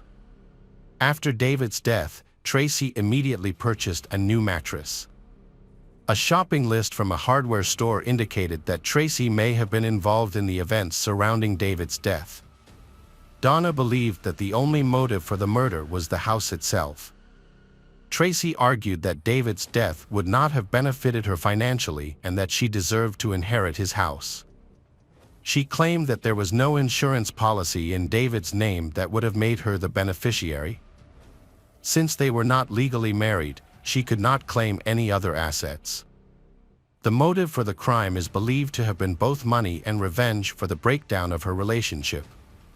After the murder, Tracy is said to have used a yellow styrofoam truck to transport David's body. It is suspected that she planned this from the beginning to divert the investigation. Using the truck, she moved the body by loading it onto a trolley secured with straps. Tracy then took the body to the construction site of a new home. Evidence, including fabric fibers, suggests that she attempted to dispose of David's body by throwing it into the sewer at the construction site, but was unsuccessful. She left the body on the ground and returned 2 days later to carry out her plan. During this time, she was recorded on surveillance cameras several times. She then planned to dispose of the body by cremation. Tracy wanted David to be completely burned, so she wrapped his body in several layers of electric blankets. Unfortunately for her, a passerby discovered the fire and alerted the fire department. Had her plan succeeded and gone undetected, she could have disposed of the body by throwing it into a storm drain. However, fate intervened and she was unable to carry out her plan. The next day, after returning to the police station a second time, Tracy was arrested and charged with the murder of David Nixon. During a preliminary hearing, the judge granted her bail but required her to wear an electronic monitoring device until the murder trial began. Despite her guilt, Tracy had many supporters, including Roland Taylor. Roland, a local dentist and neighbor of the couple, was originally from the United Kingdom but had settled in Texas. He and Tracy had been friends for a long time. Although he had heard many accusations against her, he was convinced that Tracy was the opposite of what people claimed. He believed that David's gambling debts had created many enemies who might want to harm him. He had spent a large amount of money at the casino, which suggested that police should consider other suspects with stronger motives. After investigation, it was discovered that David had no debts. Although he occasionally borrowed money and lost money at the casino, he always paid back the money to his creditors. This made that theory absurd. Roland and Tracy then had a romantic relationship after she was released on bail, which led to their engagement. He was determined to fight for justice and freedom for the woman he loved. He helped her find a competent lawyer. And in 2005, Tracy hired a criminal defense attorney who, although experienced, had only handled 3 murder cases. However, he believed that the evidence against Tracy was completely circumstantial and believed that he could successfully secure her acquittal. The defense argued that she had been arrested within the first 36 hours of the investigation, too early to thoroughly consider all potential suspects and properly assess her possible involvement. Typically, an arrest would occur when there is clear evidence, such as a criminal caught in the act with a weapon. However, this was not her case. Investigations generally take longer to effectively identify and narrow down suspects. The defense viewed the police actions as an attempt to quickly close the case by blaming the first person they encountered. Additionally, he argued that the prosecutor's office lacked direct evidence linking her to the murder, as no DNA or fingerprints of Tracy were found in the house or truck, nor was the alleged murder weapon. A gun discovered. The prosecution relied on the testimony of several individuals who believed Tracy was guilty from the start due to her conflict with David. Their relationship was tumultuous.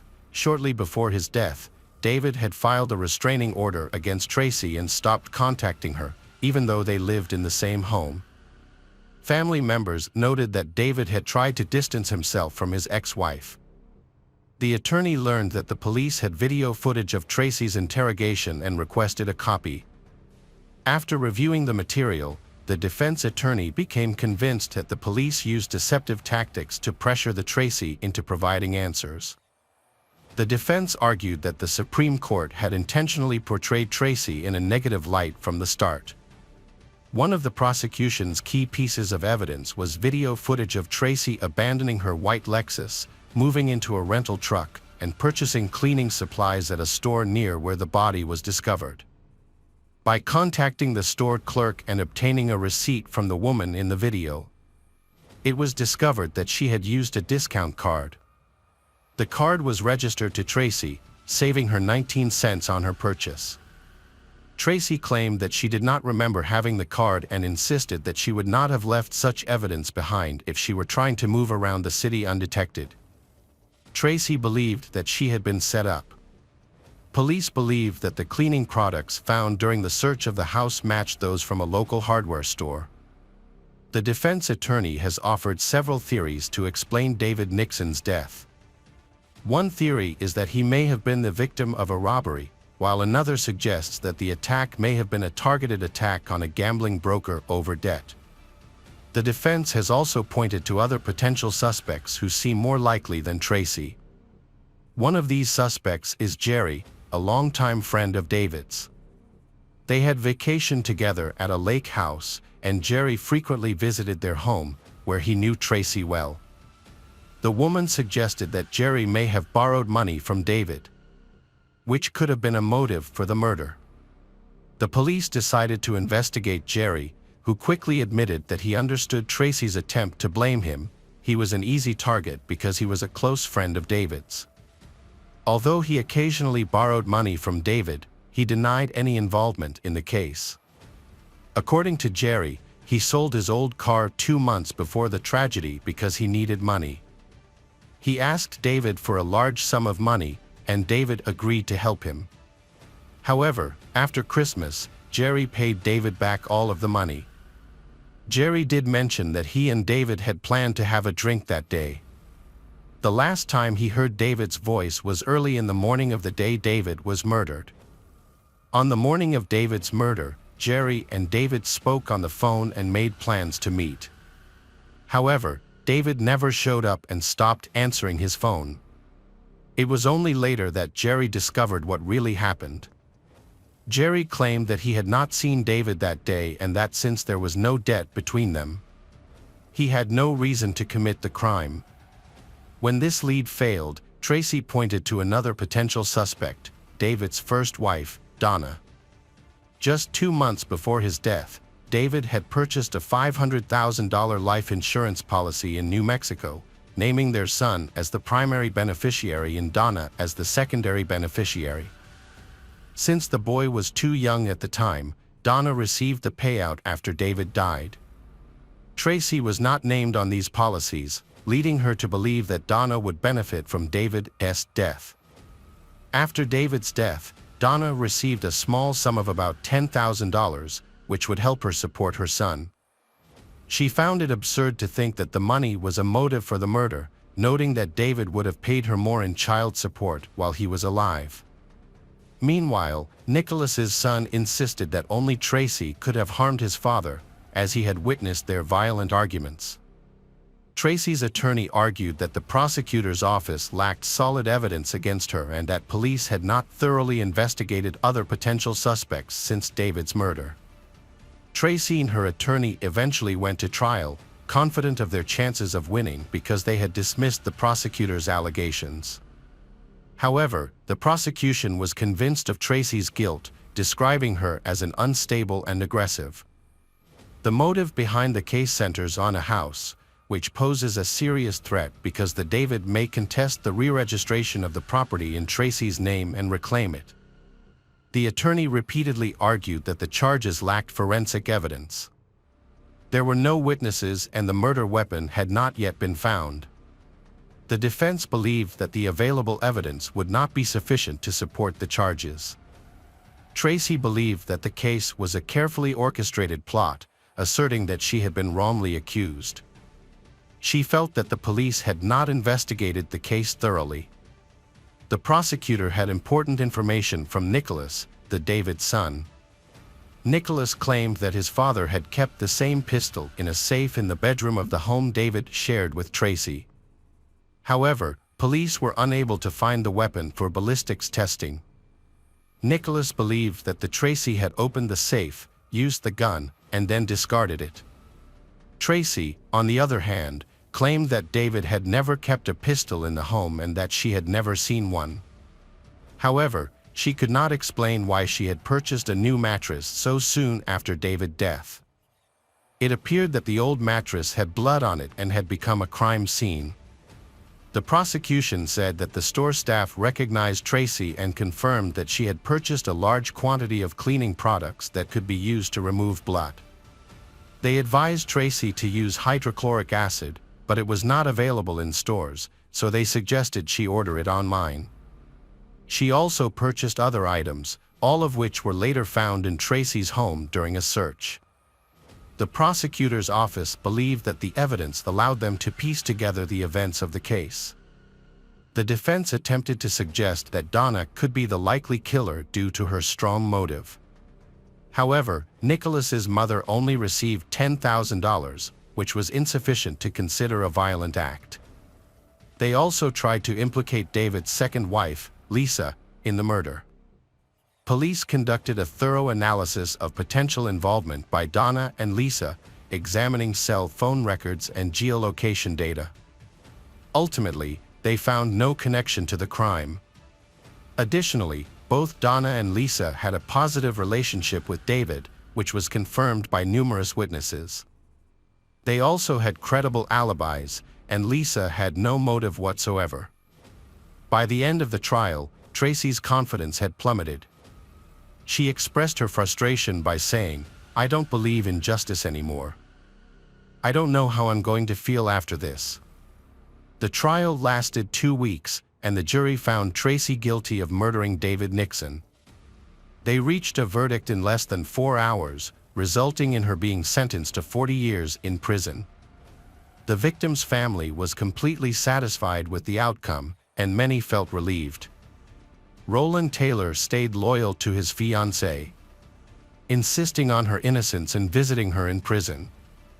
With his support, Tracy filed an appeal, but it was ultimately denied.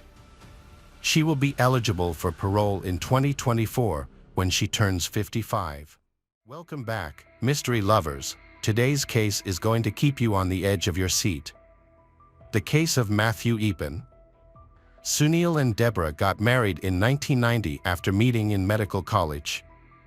Sunil, from Chicago, USA, followed his father's path and became an anesthesiologist, while Deborah worked as an ophthalmologist. Their first child, Brendan, was born in 1994, and their second child, Matthew, born May 24, 1996. They are young parents working in the medical field. They faced significant challenges balancing their careers and family life. Both came from respected families with successful backgrounds in education and medicine, motivating them to achieve similar success. They lived in a prestigious area of Boston, Massachusetts, in a lovely home and were financially comfortable enough to hire a nanny. The nanny became like a family member, handling both childcare and household duties, and lived on their property. Deborah soon returned to work part-time, having completed advanced training courses during her pregnancy. Balancing her professional responsibilities with family care was difficult and stressful. The high workload placed on the nannies often led to them leaving due to stress or being dismissed if they couldn't meet the family's expectations. Before hiring 18-year-old Louise Woodward from Cheshire, Great Britain, they used to employ 3 other nannies. Louise lived with her family until she turned 18, then decided to take a gap year in the United States before continuing her education. Although she didn't have formal training, she loved children and got along well with them. She registered as a nanny and housekeeper with a recruiting agency, which helped her move to Boston and find a job. In December 1996, she started working for the Sunil family, whose youngest child, Matthew, was only 8 months old. She had no prior experience with infants, including changing diapers, and had only 3 days of training before she began her job. Louise was given the responsibility of caring for Matthew and 2 years old, Brendan, and assisting with household chores. She quickly found the workload overwhelming due to the family's busy daily routine. All this workload went against Louise's plans, as she had come to the USA seeking adventure and enjoyment, not to work without any days off. She initially thought that being a nanny would provide her with a livelihood without much responsibility. However, looking after children aged 8 months and 2 years truly requires experience, training, and a sense of responsibility. It is challenging to expect an 18-year-old to have such expertise without proper training. Despite this, Sunil and Deborah, who were desperate for help, accepted Louise since they needed a nanny housekeeper. Furthermore, her services were affordable. However, Louise's behavior did not meet the family's high standards, so they gave her a list of rules to follow. As a young nanny, she had little choice because previous failures with other families had put her at risk of being dismissed by the agency. She needed to keep her job to maintain her income. It was challenging for her to suppress her youthful, free spirit, as she preferred to walk, chat with friends, and attend parties rather than focus on work. Occasionally, she would wander around Boston and indulge in her dreams. However, she started refusing work more often, frequently asking for time off, and spending a lot of time on herself. She began taking daily walks, returning late in the evening, regularly attending parties, and struggling to wake up in the morning, often sleeping until nearly lunchtime. This behavior disappointed the Epens, as she would spend hours chatting with her family in the UK, neglecting her responsibilities with the children. One day, Deborah came home from work earlier than usual and found the children sleeping at home alone without any supervision. Later, the nanny Louise returned from a party. There were suspicions that similar incidents had occurred before. Naturally, Sunil and Deborah felt worried about their children and they were not happy with her. They spoke to her and imposed a curfew, but it didn't solve the problem. They were very unhappy with her behavior and felt they weren't getting their money's worth for services. Although they still wanted to trust her, they saw her as lazy and irresponsible. So, the relationship which she began to significantly deteriorate a few days before the unfortunate incident. She openly told Sunil that she didn't enjoy being a nanny and didn't want children because it was difficult, yet she pleaded not to be fired because she desperately needed the job. Sunil made more rules to discipline her, to get the nanny at the level they desired. On February 3, 1997, Deborah informed Louise that she could leave if anything was not to her liking. However, Louise, the nanny, resisted the idea, insisting there was no need to rush and that she was willing to accept and adhere to their new, stricter conditions. They agreed but mentioned they needed to change the children's sleep schedule by limiting sleep after 3 p.m. to prevent disrupting their nighttime rest. This change was not aimed at Louise personally but was necessary to reorganize the children's daily routine. Shortly after this, a terrible tragedy occurred. The tragedy happened just 10 weeks after Louise began her job. On February 4, 1997, Louise woke the children up in the morning after the parents left for work. She mentioned that Matthew was unusually fussy and cried a lot from the start of the day. Louise bathed him and then put him back to bed to calm him down. At 3:15 p.m., she went to wake him up from his nap and noticed he was breathing weakly and irregularly. She took him to the living room to perform CPR, but he remained unconscious. Initially, she couldn't reach Sunil and Deborah and only called 911 at 3:45 p.m. to report that Matthew, the 8-month-old, was not breathing. Louise informed the coordinator that the baby might have choked on vomit because his face was turning blue. Emergency services arrived quickly. The child was alive but in critical condition. The doctors rushed him to the children's hospital, where they found that Matthew had much more severe injuries than initially reported. Matthew, an 8-month-old baby, was found to have a 10-centimeter crack at the base of his skull, bleeding in his eyes, a hematoma between the skull and brain, and bleeding in his neck and back of the brain. He also had a broken wrist, and vomit was found in his trachea. He was urgently taken to the operating room for brain surgery and connected him to a life support machine because he was in a coma. Experienced doctors suggested that these injuries were caused by being violently shaken and hit on the head. In pediatrics, this is known as shaken baby syndrome. Babies are born with disproportionately large heads and weak neck muscles, making them vulnerable to injury when shaken. The unfixed head will dangle when shaken, causing damage to brain cell membranes and brain injury. When a baby is shaken, the brain moves back and forth inside the skull, leading to swelling and bleeding. Adults often shake babies out of frustration when they cry, not realizing it won't calm them down but will make them cry more. Continued shaking can cause severe injuries or even be fatal. Most cases occur in children up to 2 years old, but even a 4-year-old can suffer greatly from such shaking. Around 4 p.m., Deborah, Matthew's mother, noticed she had missed a call from Louise at 3:15 p.m. and also saw an urgent text message from she. Concerned, she left her patient at the hospital and called she, who explained the situation. Deborah was furious. She asked for leave from work and rushed to the hospital where Matthew was admitted. On the way, she prayed that her son would be okay. Upon arrival, she informed the doctors of her medical expertise, as she was an ophthalmologist, and asked to examine her baby. She quickly discovered severe Matthew's eye hemorrhaging. Meanwhile, the doctors alerted the police about the baby's serious injuries, prompting law enforcement to visit the Eapen family home to question the nanny. Louise. Louise was at home, looking upset and concerned, with Brendan. She explained that Matthew had been irritable and difficult since the morning, and despite her efforts to calm him, nothing worked. By the end of the conversation, she confessed to possibly being a bit harsh with him. Overwhelmed by his continuous crying and screaming, she shook him to try to soothe him, but it was ineffective. In frustration, she threw him onto a pile of towels on the bed. While taking him to the bathroom, she accidentally dropped him, which caused him to hit his head on the floor.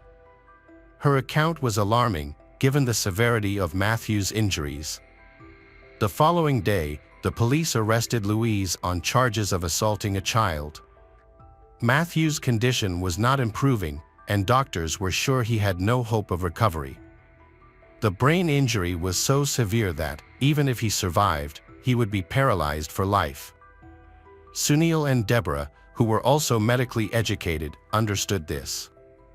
On February 9, 1997, they made the difficult decision to disconnect Matthew from life support, worsening Louise's situation as she was accused of murder. She was denied bail before the trial, but continued to insist on her innocence, maintaining it was a tragic accident. Before the trial on May 7, 1997, Louise agreed to take a polygraph test.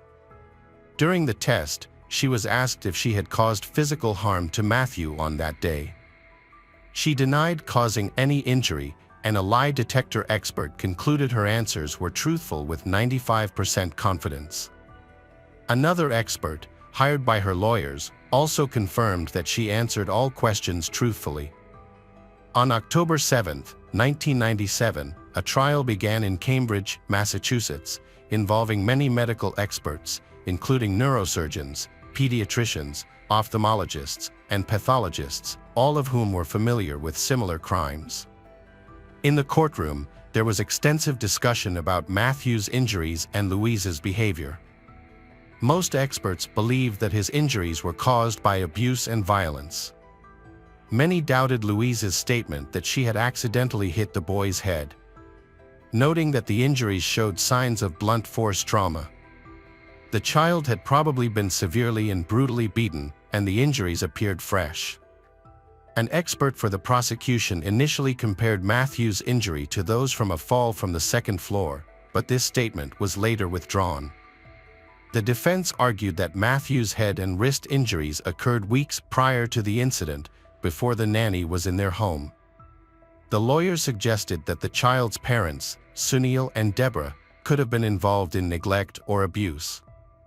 In court, Louise stated that she had not noticed any injuries to Matthew's head or arm. She explained that her interaction with the child was mild, but it caused the reopening of an old injury, leading to bleeding. She mentioned that the day before the tragic incident, the child fell near the stairs and hurt himself, which might have aggravated the injury.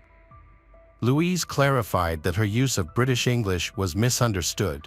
When she said popped, she meant she placed the child on the bed, not threw him, as might be interpreted in American English, and she denied dropping the baby in the bathtub.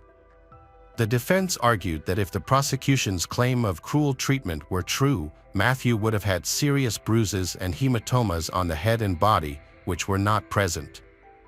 This suggests that the child might have been shaken to calm him down, but not to the extent the prosecution claimed. Louise, in an emotional outburst, lost control and shook the child, causing old injuries to resurface.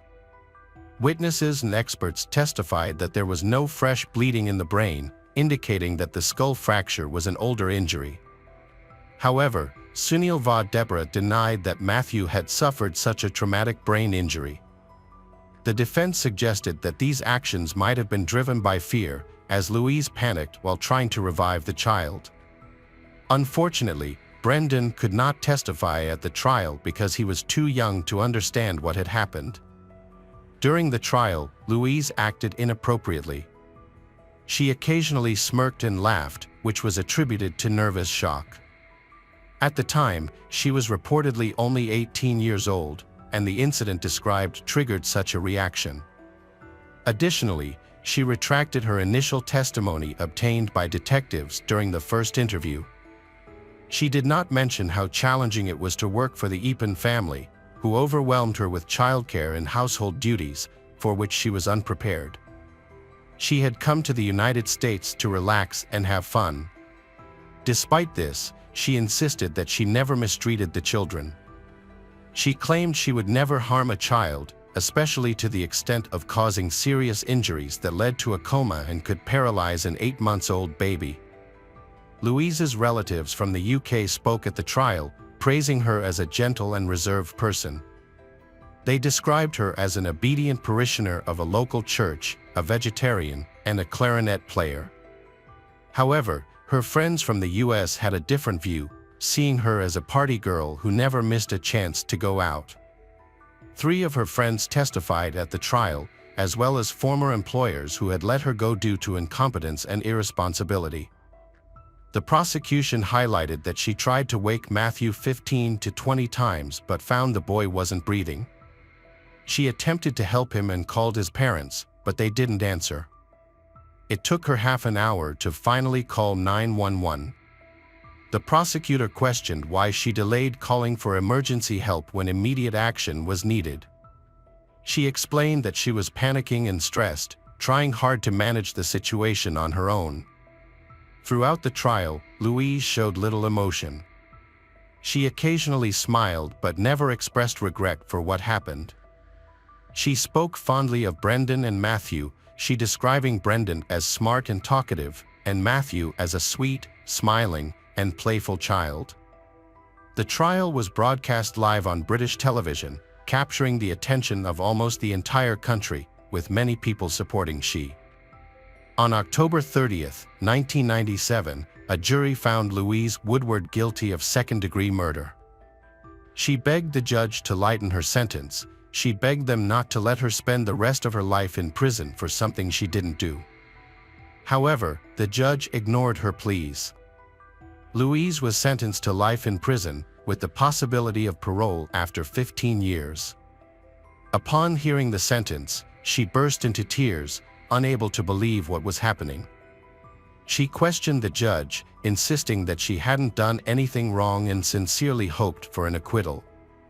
Her mother supported her, stating in court that a terrible judicial error had occurred. She argued that her daughter could not have harmed a defenseless child and that she was innocent and did not deserve such a harsh punishment. In fact, the jury's opinions were mixed. Many people believe that Louise is innocent in Matthew's death, attributing it to an old injury. However, after further deliberation, the jury concluded she was guilty. It later emerged that those who initially supported acquittal were persuaded to vote guilty. This thing sparked significant public outcry in both the United States and Louise's home country, Britain. Many people in the UK donated funds to assist Louise and her family, totaling about $500,000. Additionally, there were mass protests from supporters who believed Louise was an innocent victim of the US legal system. This public pressure led to the conviction being overturned by the judge 10 days later. By then, Louise had already spent about 8 months in prison. After reviewing the case materials, the new judge concluded that Louise's actions were due to her inexperience and immaturity, not malicious intent, and that murder was not her purpose. Louise was sentenced to the time she had already spent in prison awaiting trial, which was 289 days, allowing her to be immediately released. Her supporters celebrated her release like a holiday. Meanwhile, the death of Matthew, the 8-month-old child, was largely overlooked. Even if his death wasn't her fault, his parents sought justice for their child, and the prosecutor was determined to see Louise imprisoned for a longer period. He noted that he had recently been involved in a trial where a father was accused of killing a child in a similar case, and that father remained in prison. He questioned why Louise, a nanny, was released, viewing it as unfair and contradictory given the prevalence of similar cases in U.S. judicial practice. Louise was released from prison after serving less time than it took. She returned to her hometown in the UK in 1998 and enrolled in the Faculty of Law at London South Bank University. She explained that her interest in law developed during the trial as she engaged deeply with legal matters to better understand the proceedings. Thus, choosing law as a profession felt natural and obvious to her.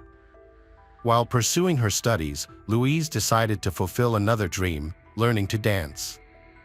She took salsa lessons and later opened her own dance school, becoming a dance instructor. Her classes included children, often accompanied by their mothers, who were comfortable with her past and aware of the accusations against her. In 2002, Louise graduated with honors from university and began working as a lawyer. However, a year later, she left her law firm to return to her dance studio. She then married businessman Anthony Elkis, who worked in cargo transportation, and they had a daughter. By 2014, Louise had authored several books and participated in numerous interviews about past incident. In all interviews, she has insisted that she was wrongly accused of Matthew's death. She insisted she had no intention to harm and believed her arrest was unjust. She remarked that the U.S. judicial system often demands accountability, suggesting that if the parents weren't blamed, the suspicion fell on her. Still, she expressed relief and gratitude that the judicial system ultimately resolved the case, leading to her release. Louise, now 45 years old, continues to live a normal life without feeling guilty about the past, and many people support her in this. In one of her interviews, she stated that she had the right to enjoy her life. Meanwhile, the parents of Matthew, Deborah, and Sunil faced public outrage. People criticized them for prioritizing their careers over spending time with their children, questioning why they hired an inexperienced young nanny who was not equipped to care for small children. Despite knowing this, they were attracted because the cost of hiring her would be very low and burdened her with excessive responsibilities. The 18-year-old nanny, Louise, received only 3 days of training before being overwhelmed with numerous restrictions and rules. Due to public pressure, the Eapen family had to relocate to a new, undisclosed address. It is known that they now have 2 more children and no longer hire nannies, with Deborah taking on the responsibility of raising the children herself. They established the Matthew Eapen Foundation at Boston Children's Hospital to enhance child safety and well-being by educating the public about the dangers of shaking a baby and providing support to victims and their families. Hello friends, welcome to our channel. Today we're going to take a look at another horrible case with you. The case of Victoria Rickman. At 2:30 a.m. on Friday, September 13, 2013, Victoria Rickman, 30, called 911 from her home on Cliffland Road in DeKalb County, Georgia. She reported a violent incident involving her fiancé, William Carter. She told the operator that he had tried to rape her again, and despite her pleas for him to stop, he didn't, so she shot him multiple times. When the police arrived, they found Victoria at the door, holding a small dog.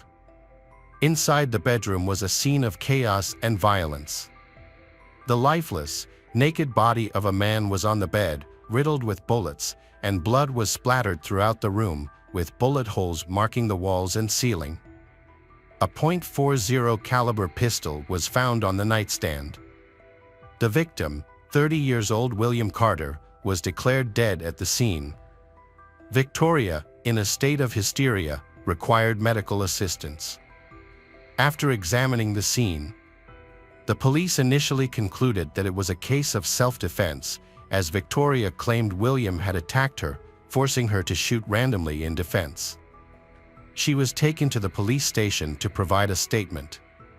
However, as the investigation progressed, new details came to light.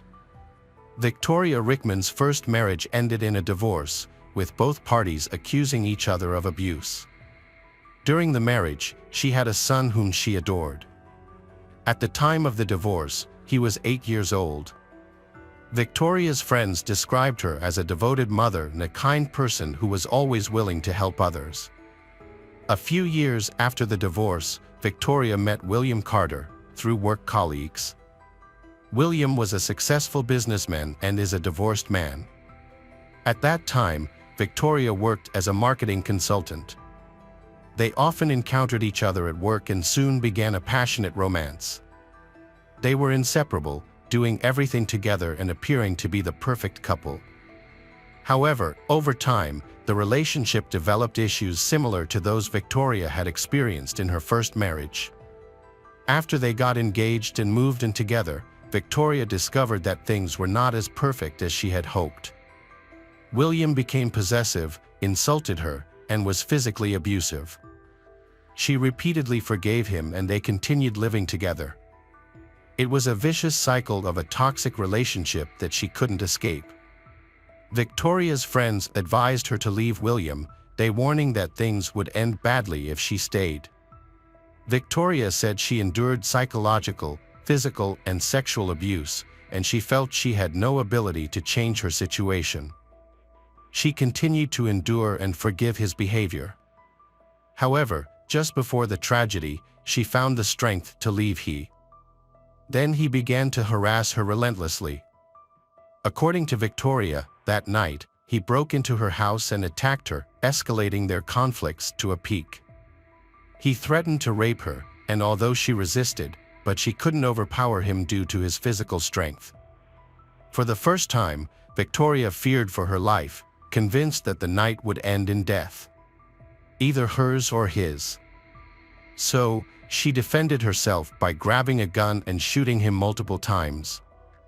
Victoria's best friend fully supported her and was sure that she was in grave danger that night, otherwise, she would not have used a weapon.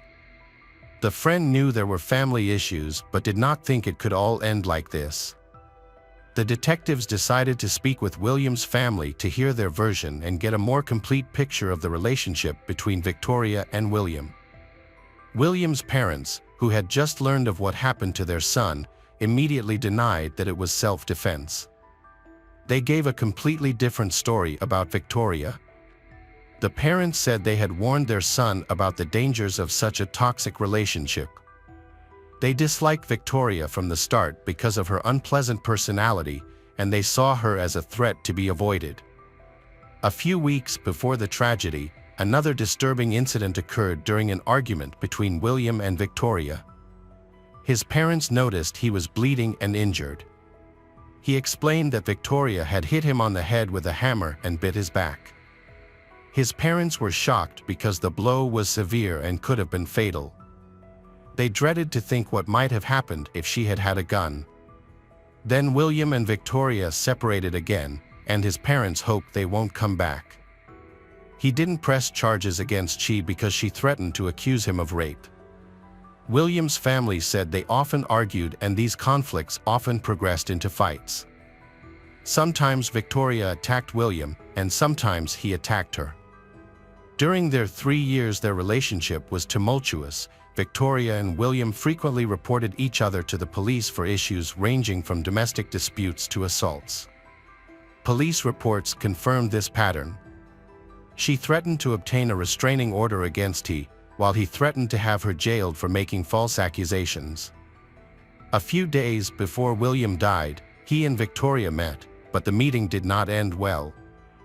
They argued, and William called 911 to request police assistance to evict Victoria from his home. When the police arrived, Victoria claimed that William had hit her, but they saw that she had no injuries.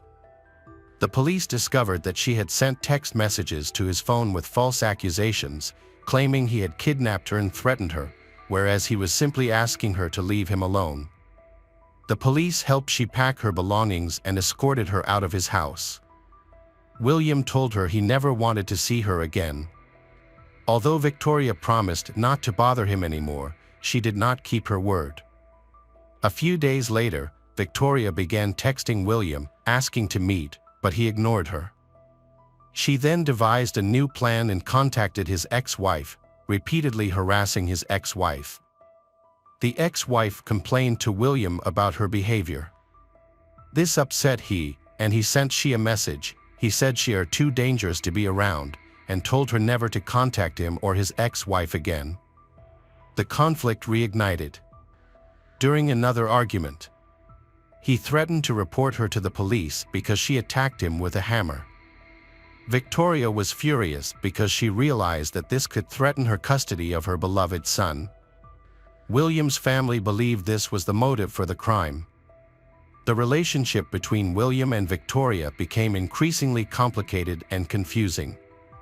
Although Victoria alleged that she was raped by William, an autopsy found no signs of violence or internal trauma, shows that sexual intercourse was consensual. On her body, there were only 2 small bruises, one on her arm and one on her leg. These bruises appeared old and not the result of a recent struggle, as they were already fading. Her new manicure was intact without any broken nails and showed no signs of a struggle since there were no skin particles under her nails. Furthermore, William did not have any scratches, which was unusual. When the police arrived at the house, Victoria's appearance raised suspicions. While the room was covered in blood, she appeared clean. With no blood on her pajamas or body, and her hair was wet as if she had just showered. The police doubted Victoria's story and suspected her of killing William. Forensic experts thoroughly investigated the scene of the tragedy and concluded that Victoria's testimony was inaccurate. Evidence indicated that William was shot while standing with his back to Victoria. It was believed he was next to the bed, facing the window, when he was hit 3 times. One of the shots caused blood to fill his lungs, leading to a cough. The high blood spatter on the wall next to the window suggested that he was standing when shot. After coughing, he likely fell onto the bed, and Victoria continued shooting him, she firing several more shots into his chest and head. There were no signs of a struggle in the house, everything was neatly in place. This also contradicts Victoria's testimony that a struggle occurred. Victoria was detained and brought to the police station for questioning. Upon hearing she was accused of murdering William, her expression changed drastically, surprised by the accusation. When the police tried to collect her phone as evidence for examination, she tried to snatch it back furiously. This behavior seemed strange to the investigators. It seemed that she was hiding something on the phone and feared it would be discovered. Investigators examined the correspondence between Victoria and William, as well as their phones, revealing that William deeply loved her. He sent heartfelt messages, calling her the love of his life, but expressed concern about her actions. He feared her false accusations might lead to his imprisonment. Subsequent messages from William show a marked change in tone. The investigation uncovered that Victoria had sent herself a threatening message from William's phone to incriminate him. Further evidence showed that Victoria had attacked William on at least 2 occasions, yet she called the police and claimed he attacked her. Victoria threatened to smear her neighbor Plunkett when he tried to evict her from the flat. Victoria Rickman was charged with first-degree murder and held without bail.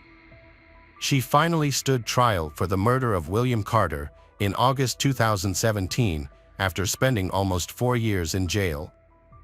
Once a vibrant and attractive woman, famous for her beautiful appearance, Victoria appeared completely different and almost unrecognizable in court.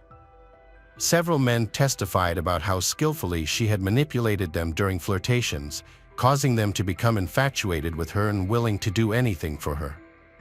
Even some police officers admitted they were captivated by Victoria's beauty and flirtatious behavior when she responded to complaints of domestic violence, make them side with her. These officers later regretted their lack of impartiality. A prime example of Victoria's manipulation was her relationship with Deputy Sheriff Kobe County Price. She reported threats from William to him.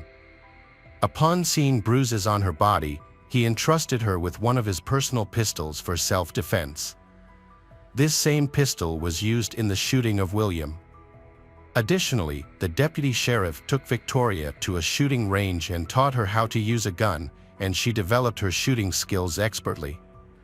After William was murdered, Victoria first called Cuba Price and then, on his advice, she called 911.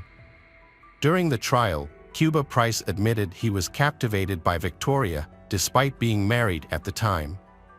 He thought their relationship might evolve, but denied having an affair, stating they were just friends. By the trial, he no longer worked at the sheriff's office and was instead an instructor at the Air Force Base. He had been fired 5 days after William's death for not cooperating with the investigation, as he protected and defended Victoria. The charges alleged that Victoria used her charm to entice William to her home on that tragic night. Sadly, William could no longer share his side of the story, so the prosecutor presented it on his behalf. According to the prosecutor, Victoria called William that evening, inviting him over with the promise of intimacy, thereby luring him into a trap. Once he arrived, she allegedly took advantage of the situation and killed him in cold blood by shooting him 9 times. The prosecutor argued that shooting him 9 times was excessive. Her decisive actions suggested premeditation, leading the prosecutor to conclude that it was a planned murder. Additional evidence supported this conclusion. At the time of the murder, Victoria was living with another man, Andrew, in his house.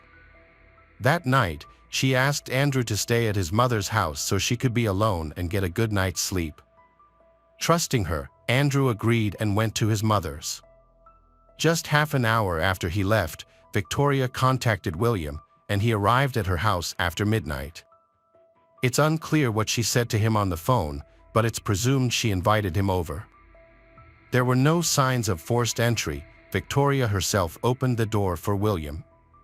He did not break into her home and was unaware of her address until she gave it to him during the call.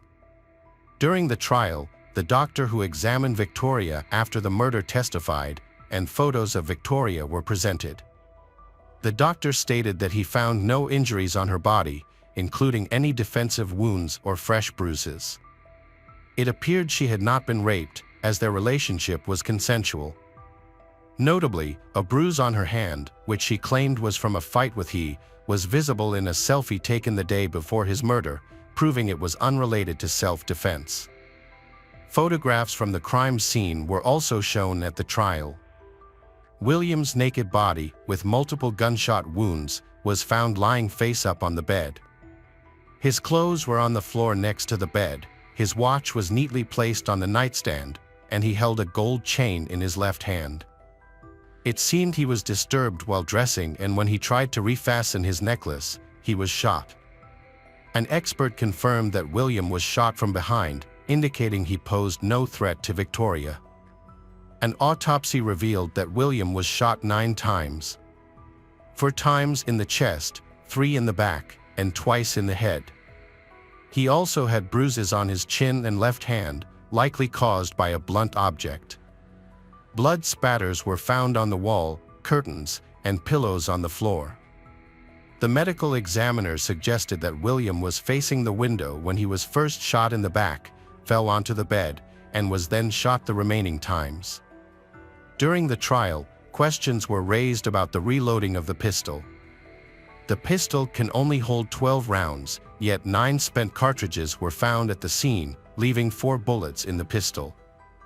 This totals 13 bullets, leading the prosecution to conclude that Victoria had reloaded the pistol. If she reloaded, the act could not be deemed as self-defense, as reloading shows premeditation. At the trial, a neighbor named Plankett testified that Victoria had previously threatened him when he attempted to evict her from her apartment. She threatened to accuse him of rape, causing him to back down to avoid trouble. Victoria had filed multiple rape complaints against different men, but no criminal cases were initiated because there was no evidence beyond her claims. The prosecution found it suspicious that all the men around her were accused of rape. The lawyer argued that Victoria was a vulnerable and defenseless woman in life. She had suffered violence from both her first husband and William, her fiancé. On the night of the incident, William broke into her house, assaulted, and raped her, then threatened her life. To protect herself, she used a firearm provided by her friend, the deputy sheriff. The lawyer asserted that this was clearly a case of self-defense. The defense stated that William arrived at Victoria's house intoxicated and under medication. A doctor testified that 3 days before his death, William reported experiencing delirium and was prescribed antipsychotics to aid his sleep. The lawyer also suggested he might have used illegal drugs that night, causing his aggression. However, it remains unknown whether he was intoxicated or on drugs that night, as no toxicology test was conducted. Dr. Chris Lees Perry, the former Georgia chief medical examiner, testified for the defense, indicating that Victoria first shot William in the chest, not the back. During the trial, Victoria's 911 call was played, and the lawyer stressed that the emotions she expressed were genuine and couldn't be faked. She sounded truly desperate. Victoria's best friend testified for the defense, stating that she had seen bruises on Victoria before, which Victoria claimed were caused by William. However, the friend never witnessed any violent incidents and couldn't confirm the bruises were from William. She did recall overhearing William yelling at Victoria on the phone once. Seeing Victoria's distress during that call convinced her that Victoria was a victim of domestic violence and not capable of murder. She believed Victoria acted in self-defense. The defense also highlighted William's troubled past. He had struggled with substance abuse and had been arrested several times for property damage. After 10 years of marijuana use, he went to rehab. William's parents confirmed this thing, but they said that he had overcome his addiction, rebuilt his life, and started a business. They were proud of his recovery and believed that Victoria was his last obsession. They felt that whenever she called, he would rush to her without realizing the potential danger. The prosecution presented a dramatic video recorded on Victoria's mobile phone 4 months before William's death. In the video, she threatened to call the police and accused him of rape after he kicked her out. She acted aggressively, trying to enter the house, but he prevented her. She responded that he could not tell her what to do and that she had a gun and knew how to use it. Her behavior did not seem like that of a typical victim of violence. The conversation concluded as William expressing that Victoria was frightening him, saying he did not want to see her anymore, and then leaving. The prosecution believed something similar occurred on the night of the incident, but with a tragic ending. At the trial, the jury heard 2 different yet plausible stories. They now had to decide which side was more convincing, its self-defense or premeditated murder. The jury reached a verdict in less than an hour, finding Victoria Rickman guilty. She sat silently, devastated by the decision, and cried. She addressed the judge, saying that she believed the jury was wrong. "Thank you for explaining the facts of this case. I am a mother whose son was taken from me." She describes herself as a battered woman who endured years of abuse and suffered nightmares and post-traumatic stress disorder from trying to defend herself. Victoria continued to deny her guilt and showed no remorse for shooting William. As a result, the judge was not lenient and sentenced Victoria to life in prison without parole. Her lawyer was also shocked by the verdict and sentence, considering them unfair. He believed the evidence was circumstantial and unconvincing, and that she deserved the possibility of parole and a more lenient sentence. Victoria is appealing and hopes her case will be reviewed, but so far her requests have been denied. William's daughter is being raised by his mother, and Victoria's son is being raised by her ex-husband. Hello again, true crime fans. We've got another mysterious case to explore. The case of Gabrielle Ujlaki. Friendship during youth is very important. However, finding a true friend for life can be challenging. Sometimes, people may appear friendly but have hidden selfish motives or even darker intentions. It's not always easy to recognize these signs, and failing to do so can lead to serious consequences. Gabrielle lives in a cozy little town in Nevada, USA. The local economy relies heavily on the mining industry, which provides jobs and supports families. Gabrielle's family moved here from Colorado Springs. Her father Jim had planned to find work in the gold mines. The family was excited about their new life, believing that the town was perfect for them and everything seemed to be going well. Gabrielle was immediately drawn to this vibrant atmosphere. She loved the beautiful natural surroundings, horseback riding and ATV riding, while some consider these activities more suited to boys.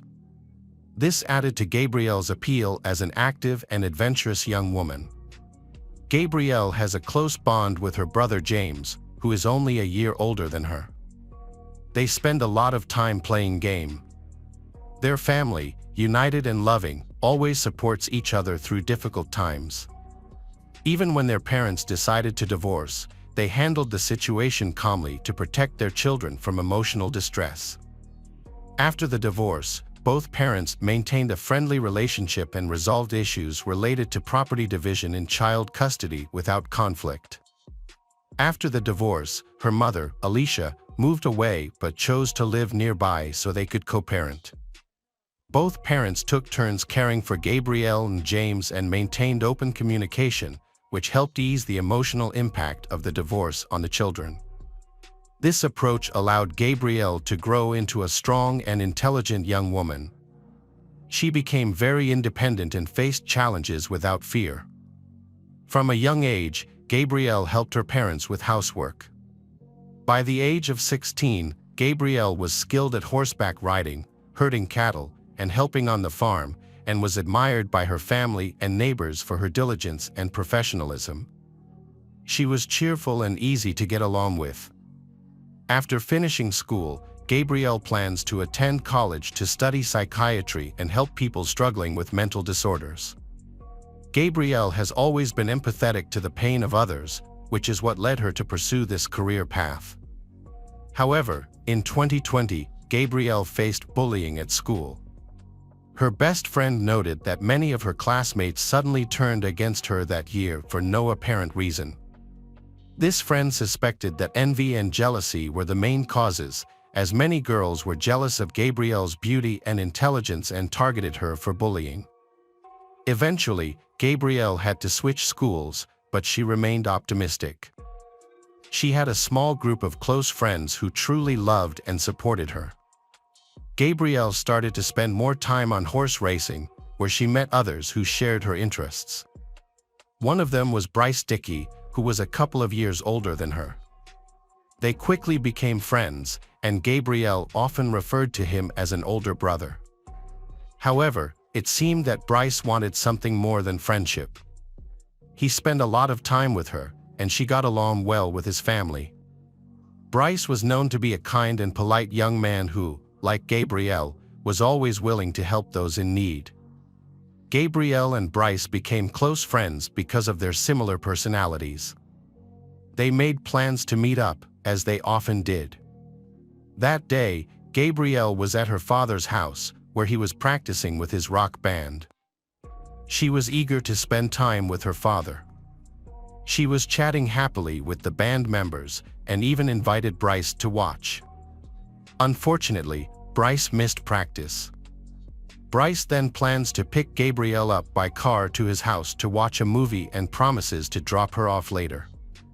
When her father Jim got home around 7:30 p.m., he discovered that Gabrielle was not home. He searched the house, calling her name, but received no response. Worried, Jim tried calling her, but her phone was turned off. This was unusual, as Gabrielle was usually responsible. She was never late, and it seemed unlikely that she would forget to come home on time.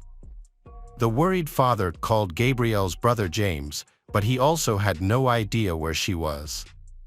Jim then called Bryce to ask about his daughter. Bryce told Jim that after driving around the city for a few hours, Bryce dropped Gabrielle off near the school, where she met a guy he didn't recognize. Bryce then left to avoid interrupting their conversation.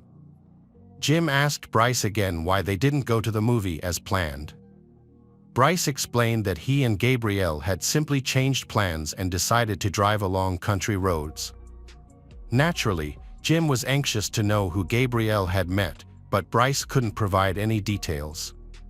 He described the man as a tall, blond young man with the appearance of a cowboy. Jim was surprised by Bryce's words. He didn't understand who this stranger was or why Bryce would leave Gabrielle with a stranger instead of taking her home as planned. Bryce had always made sure to take care of Gabrielle, so this behavior seemed unusual. Bryce was very worried about what had happened. He felt guilty for not taking Gabrielle home, explaining that she had asked him to leave. Bryce now realized that the situation could be serious and that something might have happened to her. He remembered that the stranger was driving an old RD F-150 pickup truck.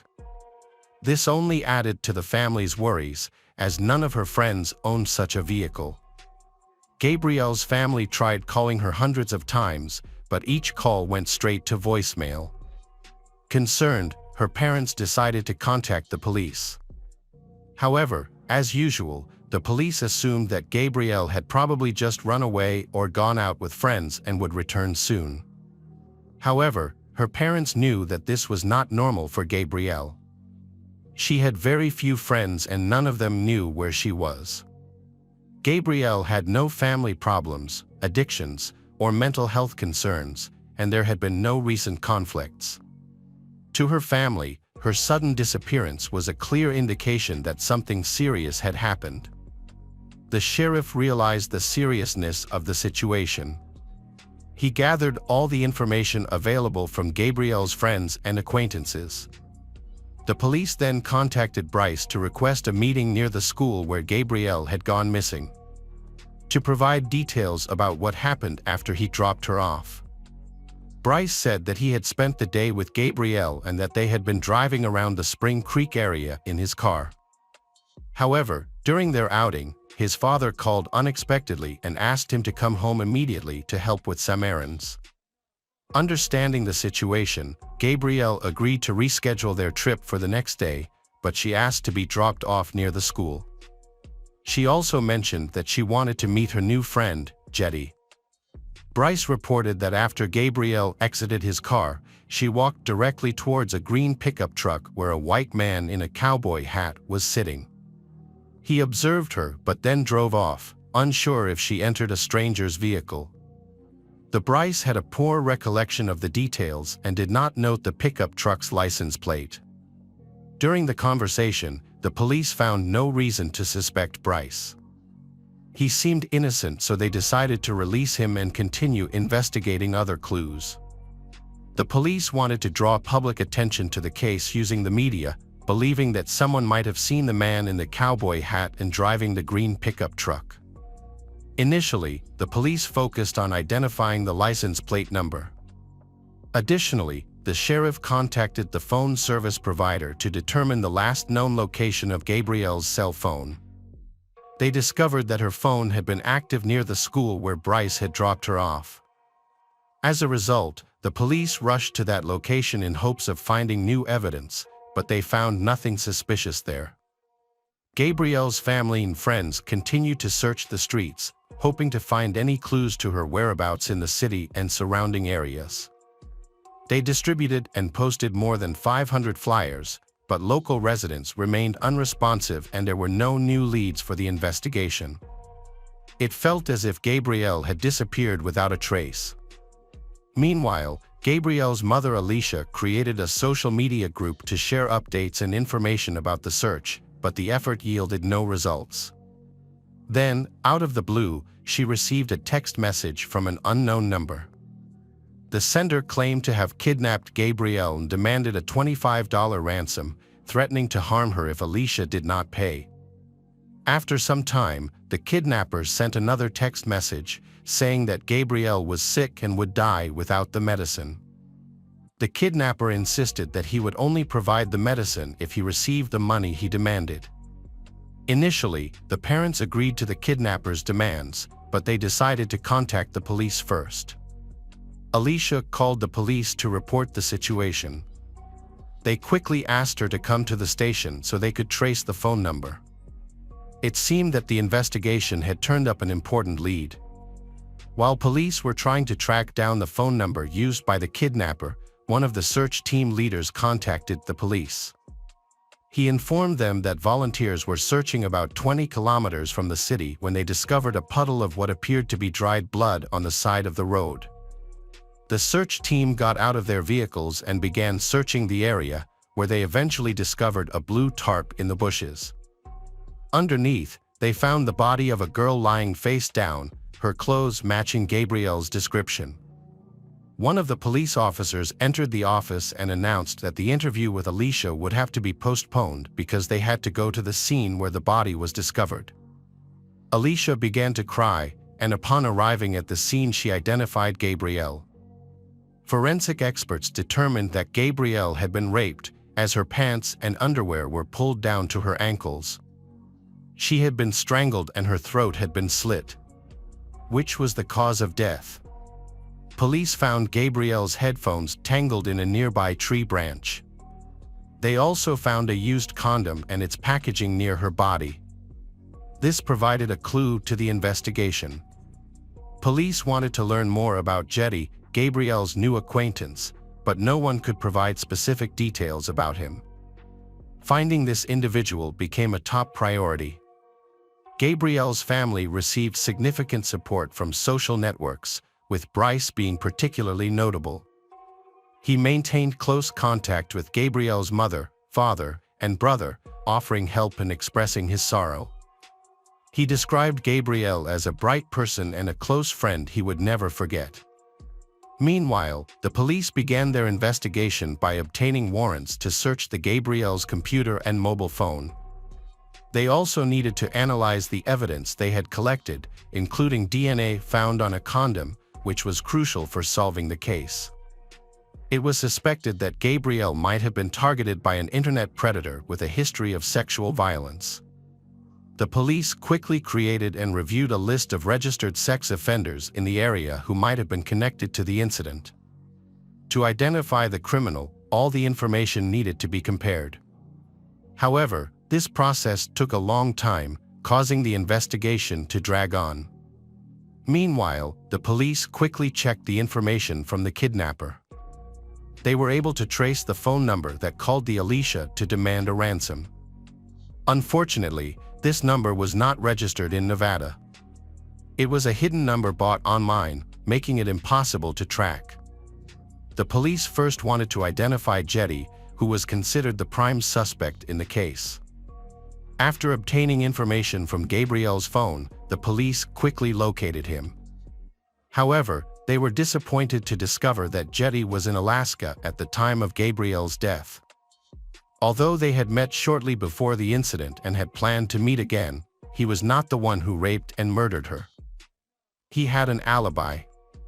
He had not left Alaska during that time.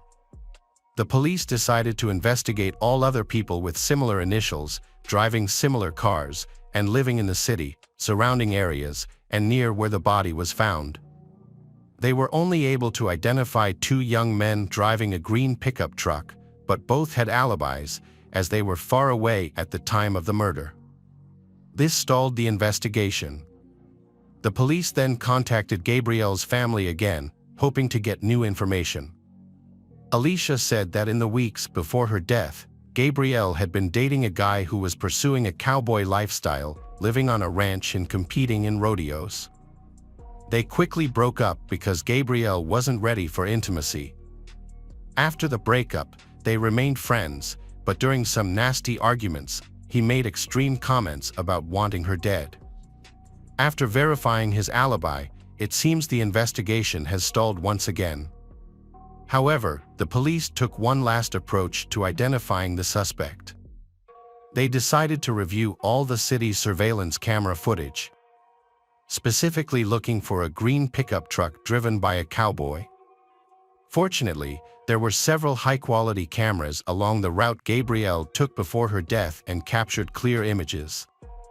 Police had to analyze multiple videos that had been recorded. Despite their efforts, they were unable to find the green pickup truck that Bryce had mentioned. However, police did find something interesting. The blue Chevy pickup that Bryce himself drove really was on the recording. He did not stop or let anyone out, which suggests that he lied about the green pickup truck. The police then decided to trace the route the blue pickup took. Bryce had previously claimed he had been driving around the area with his girlfriend for several hours, but this was proven false by the video evidence. The police decided to request data from Bryce's cell phone to compare his geographic location with that of the assault victim. They quickly obtained a warrant to access this data and did not notify him to avoid alerting a new suspect. It was clear that he had been with Gabrielle all day because their movements matched until her cell phone turned off. Additionally, he was present at the location where Gabrielle's body was discovered before returning home. This indicated that Bryce was present at the crime scene and may have committed or witnessed the crime. To verify the assumption, an examination was conducted. The Bryce was immediately asked to undergo tests and provide DNA samples. He agreed. He was later released, but the police did not reveal their suspicions. Instead, they acted as if everything was normal and collected samples from everyone in the area. Skin particles were found under Gabrielle's fingernails, and these samples matched Bryce's DNA. It was clear that he had sex with Gabrielle, but everything happened involuntarily. Bryce was called in for questioning again. Bryce agreed to be questioned without hesitation, remaining calm and confident. The police asked him if he had ever had a relationship with Gabrielle, especially sexual. He denied these allegations, claiming that he considered her like a younger sister. Bryce's statements raised suspicion because if he was telling the truth, his DNA would not have been present at the crime scene. However, police discovered a condom containing his semen at the scene of the murder. Feeling that the police were onto something, Bryce changed his story, claiming that Gabrielle had flirted with him and that they had consensual oral sex while using a condom. Bryce later stuck to his story about a man in a green pickup truck, repeatedly claiming that he could not provide a clear description of the cowboy or the truck's license plate. However, multiple traces of Bryce's DNA were found under Gabrielle's fingernails, in her private parts, and even on her neck, near the fatal stab wound. Additionally, based on Bryce's movements and the surveillance camera footage, it was confirmed that he did not stop anywhere else. This indicated that he was lying. Under pressure from the police, Bryce eventually confessed that what happened to Gabrielle was an accident. He mentioned that she wanted to have rough sex with a knife, and in a moment of passion, the blade accidentally stabbed her. This explanation seems very unlikely, especially given his history of dishonesty. Bryce Dickey, 18, was arrested on March 19, 2020. Following his arrest, police searched his home and vehicle. At Bryce's home, police discovered several bloody items in his closet, including a knife that was determined to be the murder weapon. In the trunk of his car, they found a bloody sweatshirt with Gabrielle's blood on it, along with multiple fingerprints and DNA samples linking Bryce to the crime. When Gabrielle's family received the news, they were completely stunned. Her family had always considered Bryce a good young man, and he had treated them like family, considering him Gabrielle's best friend. The family had trusted Bryce as if he were their own, not knowing that he would betray them in such a terrible way. While the townspeople saw him as the true cowboy and a good person who would help others in times of need, he was actually hiding his true nature. Gabrielle's family trusted him. He made sure she got home safely and gave her regular rides, which seemed thoughtful. However, his intentions were not noble. He was actually trying to get close to his victim. In May 2022, the prosecution presented several credible testimonies, including testimony from Bryce's ex-girlfriend. She described him as aggressive and cruel, often getting into arguments. She recounted that he had choked her at least 4 times during their conflicts, with the last incident being so severe that she felt she was on the verge of death. She ended her relationship with Bryce, who had been stalking and threatening her for a long time. It was only when her parents threatened to call the police that he stopped. The jury then deliberated for about an hour and unanimously found Bryce Dickey guilty of first-degree murder and rape. The judge sentenced Bryce Dickey to life in prison, with the possibility of parole after serving 20 years. He received an additional 20 years for using a deadly weapon, another 20 years for kidnapping, and 10 more years for rape. In total, he will serve 70 years before he can seek release. Bryce did not explain his motive for the crime. However, a friend of Gabrielle's revealed that just days before the murder, Bryce confessed his love to her, but she suggested they remain friends. Police believe that Bryce could not handle the rejection and felt resentful. When he learned that Gabrielle was seeing a new boyfriend named Jetty, he became angry and sought revenge. Hey detectives! Welcome back. We've got another mysterious case to explore. The case of Neville and June Bamber. June and Neville became the owners of White House Farm. A Royal Air Force veteran, after many years of service, he transitioned to a position as the master of a small local court. In 1949, June married he at the age of 25, and that same year, they moved into their new farmhouse. Their dream is to have children and build a happy, close family. However, June could not get pregnant. After numerous attempts, they discovered that the issue was genetic, and they would not be able to have biological children. However, they did not lose hope and they were able to find a way to become parents. The Bamber family adopted 2 children from an orphanage.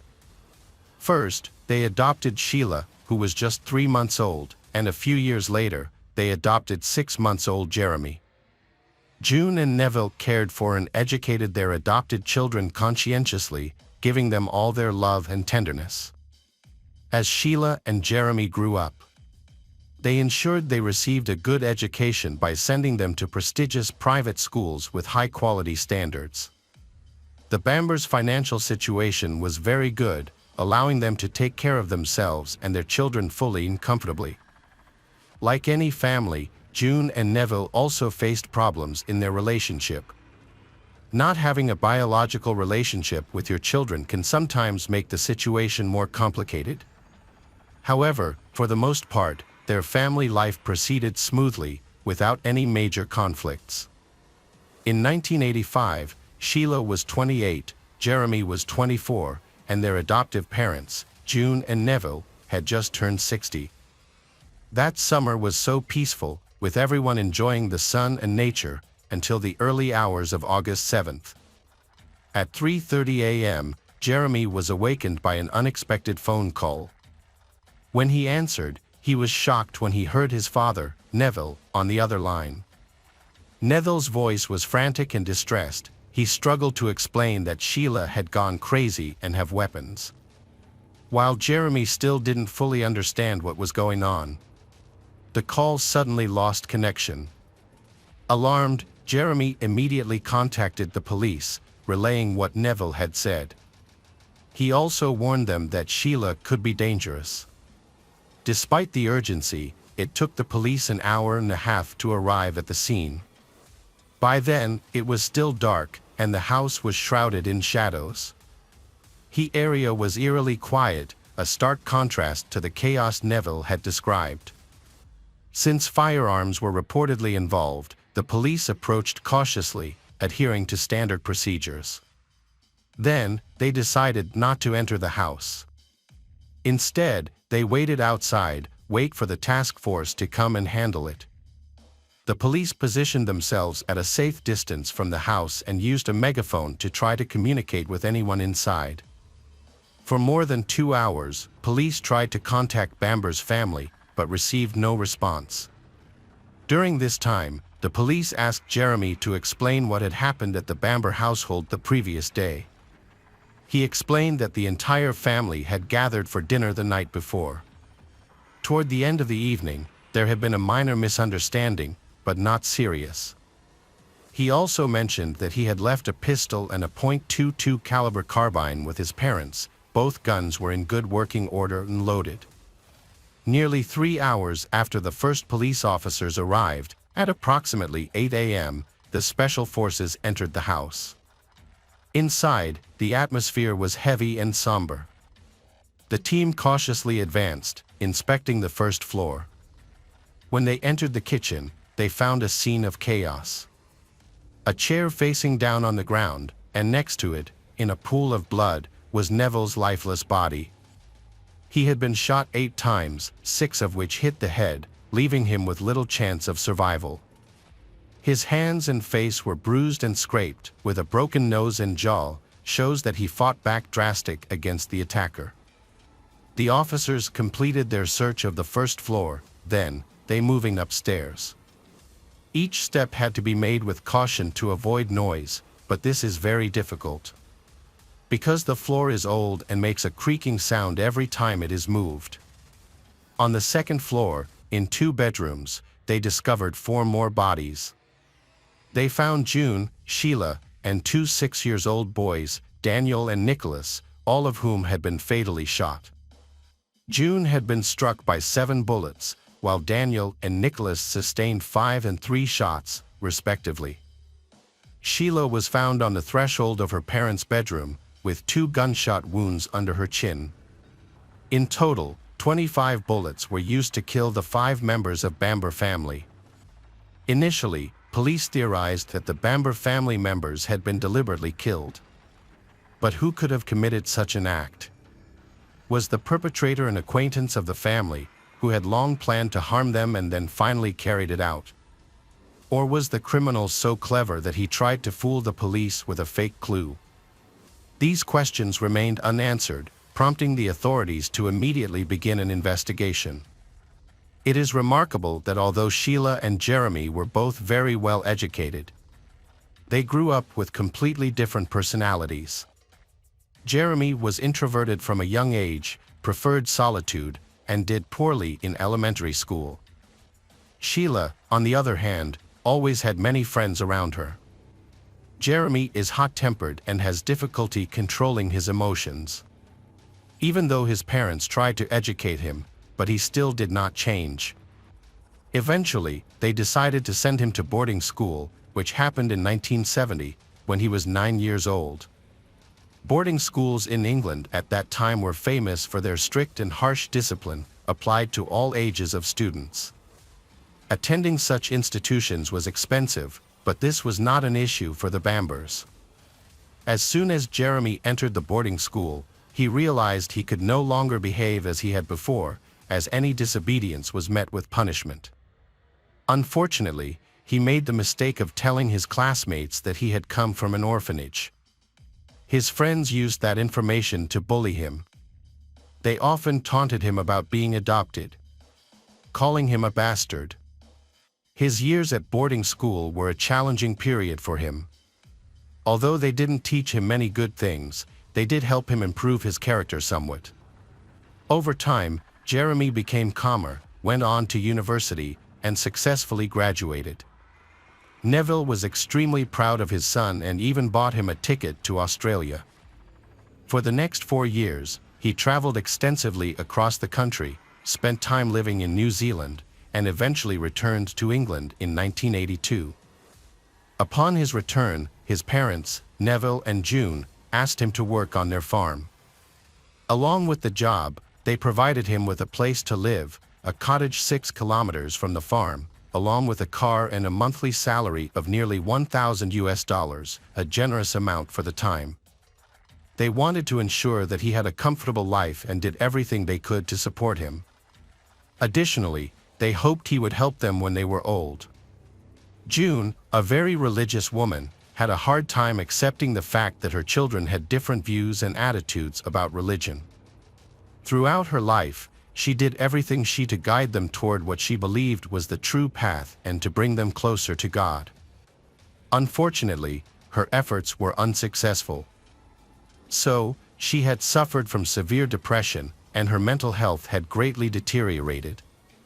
At the time, mental health issues were treated with a crude and outdated method, administering electric shocks to the patient. It was believed that this could positively influence brain function. June's depression wasn't caused solely by her son, Jeremy. Her daughter Sheila, despite her calmer demeanor, also caused her great distress. Sheila enjoyed looking at magazines featuring models in provocative poses. Sheila dreamed of becoming a model and appearing on the cover of such magazines. However, she does not support this. But Sheila's problems don't stop there. One day, Sheila announced to her parents that she was pregnant. In many families, the news might have been met with joy, but the Bamber family is not like that. Sheila was still a teenager and unmarried, which made the situation complicated. June, her adoptive mother, faced a difficult decision. Should she pressure Sheila to have an abortion? As a Christian, June could not condone abortion, but at the same time, allowing the child to be born is unacceptable. Then, June told Sheila to make her own choice, but on the condition that if she had an abortion, no one in the family would know. This makes the relationship between June and Sheila more and more tense. In 1977, despite her parents' objections, Sheila is married to Colin Caffell. They on to have twin sons, Nicholas and Daniel. Initially, their family life seemed happy, but Sheila began to suspect Colin of infidelity. Her suspicions were correct, and she eventually filed for divorce. In 1982, they are officially divorced, which had a devastating impact on Sheila's mental health. She couldn't bear the shock from the divorce, so she fell into depression, and she was eventually admitted to a mental hospital for treatment. Nicholas and Daniel were sent to an orphanage, where they stayed for nearly 2 years. During this time, Sheila's mental health deteriorated further. She became increasingly anxious, frequently spoke about ending her own life and that of her children, whom she believed were possessed by the devil. She was diagnosed with paranoid schizophrenia. Meanwhile, Sheila and Jeremy seemed to swap positions with each other. Jeremy, who was a rebel for years, now lives a peaceful and stable life.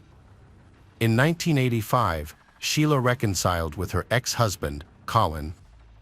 Together, they removed Nicholas and Daniel from the orphanage and start a new life together. In August, Neville and June invited Sheila and her family to visit, so they could reunite with their grandchildren, Daniel von Nicholas. They hadn't seen their 2 nephews in a long time. They decided that the family would spend a week together, after which Colin would take the boys on a trip to Norway.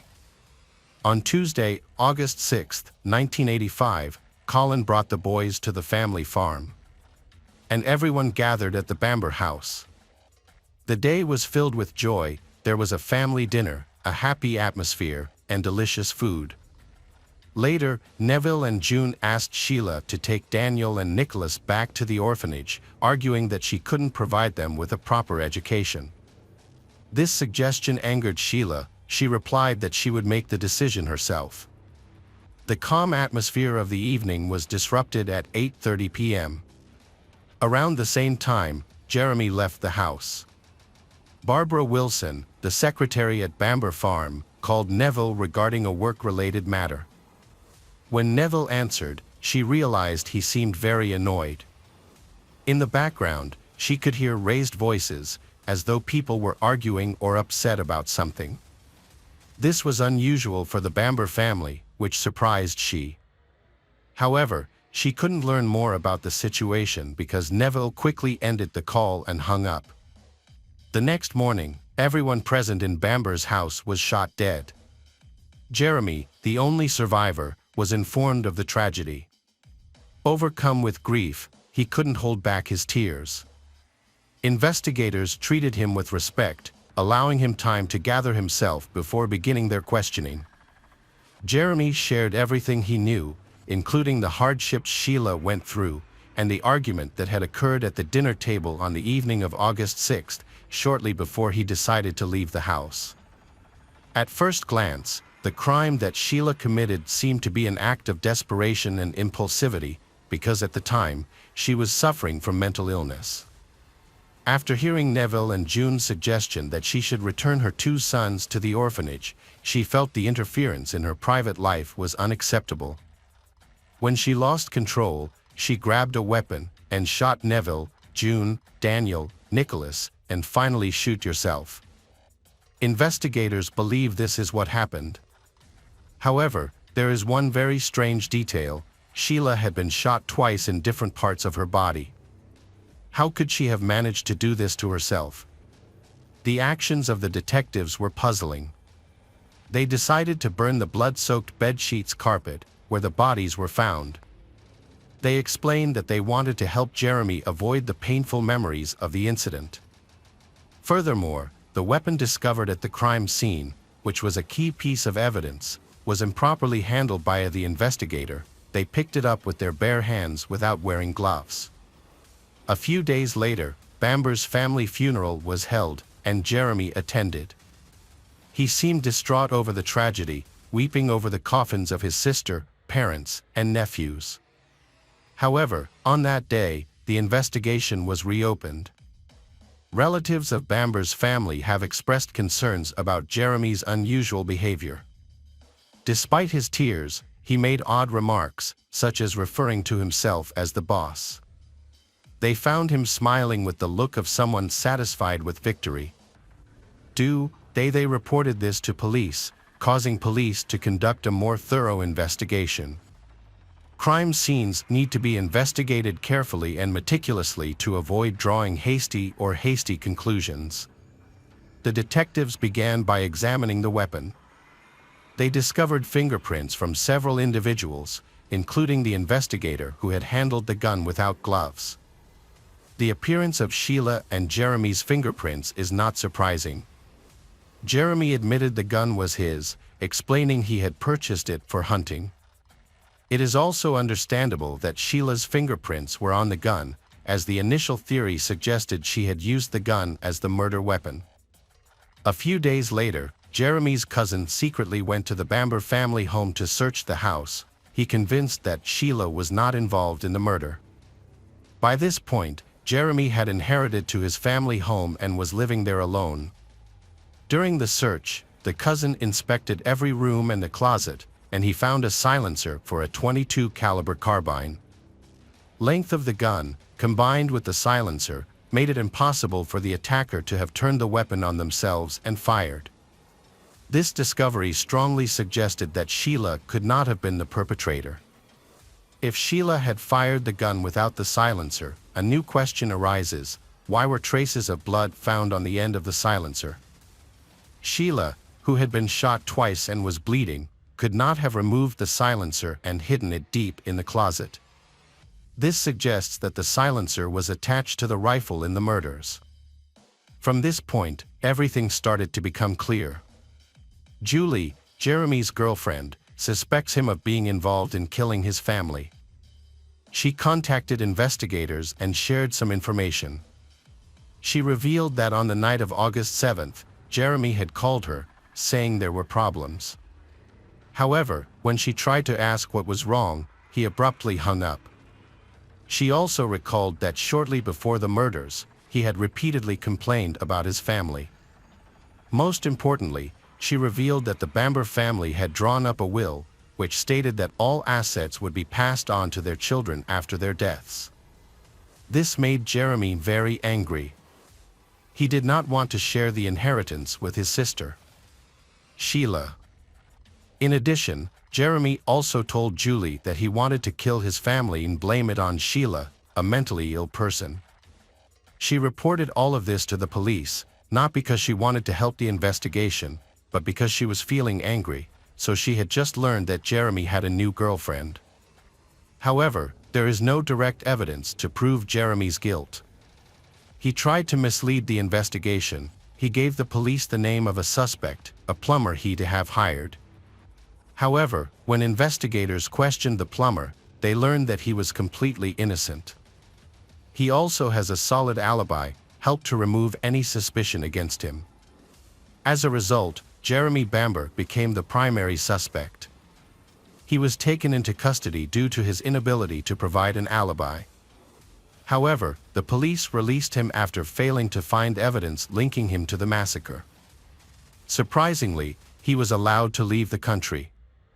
After inheriting the property, Jeremy's financial situation improved a lot. He sold Neville's car and to Saint-Tropez, France. Upon returning to England on September 29th, he was arrested and charged with the murder of the Bamber family. The trial began on October 3rd. One of the main points raised in court was about Neville's injuries. His body showed multiple bruises, suggesting that he had tried to defend himself from an attack. The medical examiner speculated that the injuries were caused by the same .22 caliber carbine.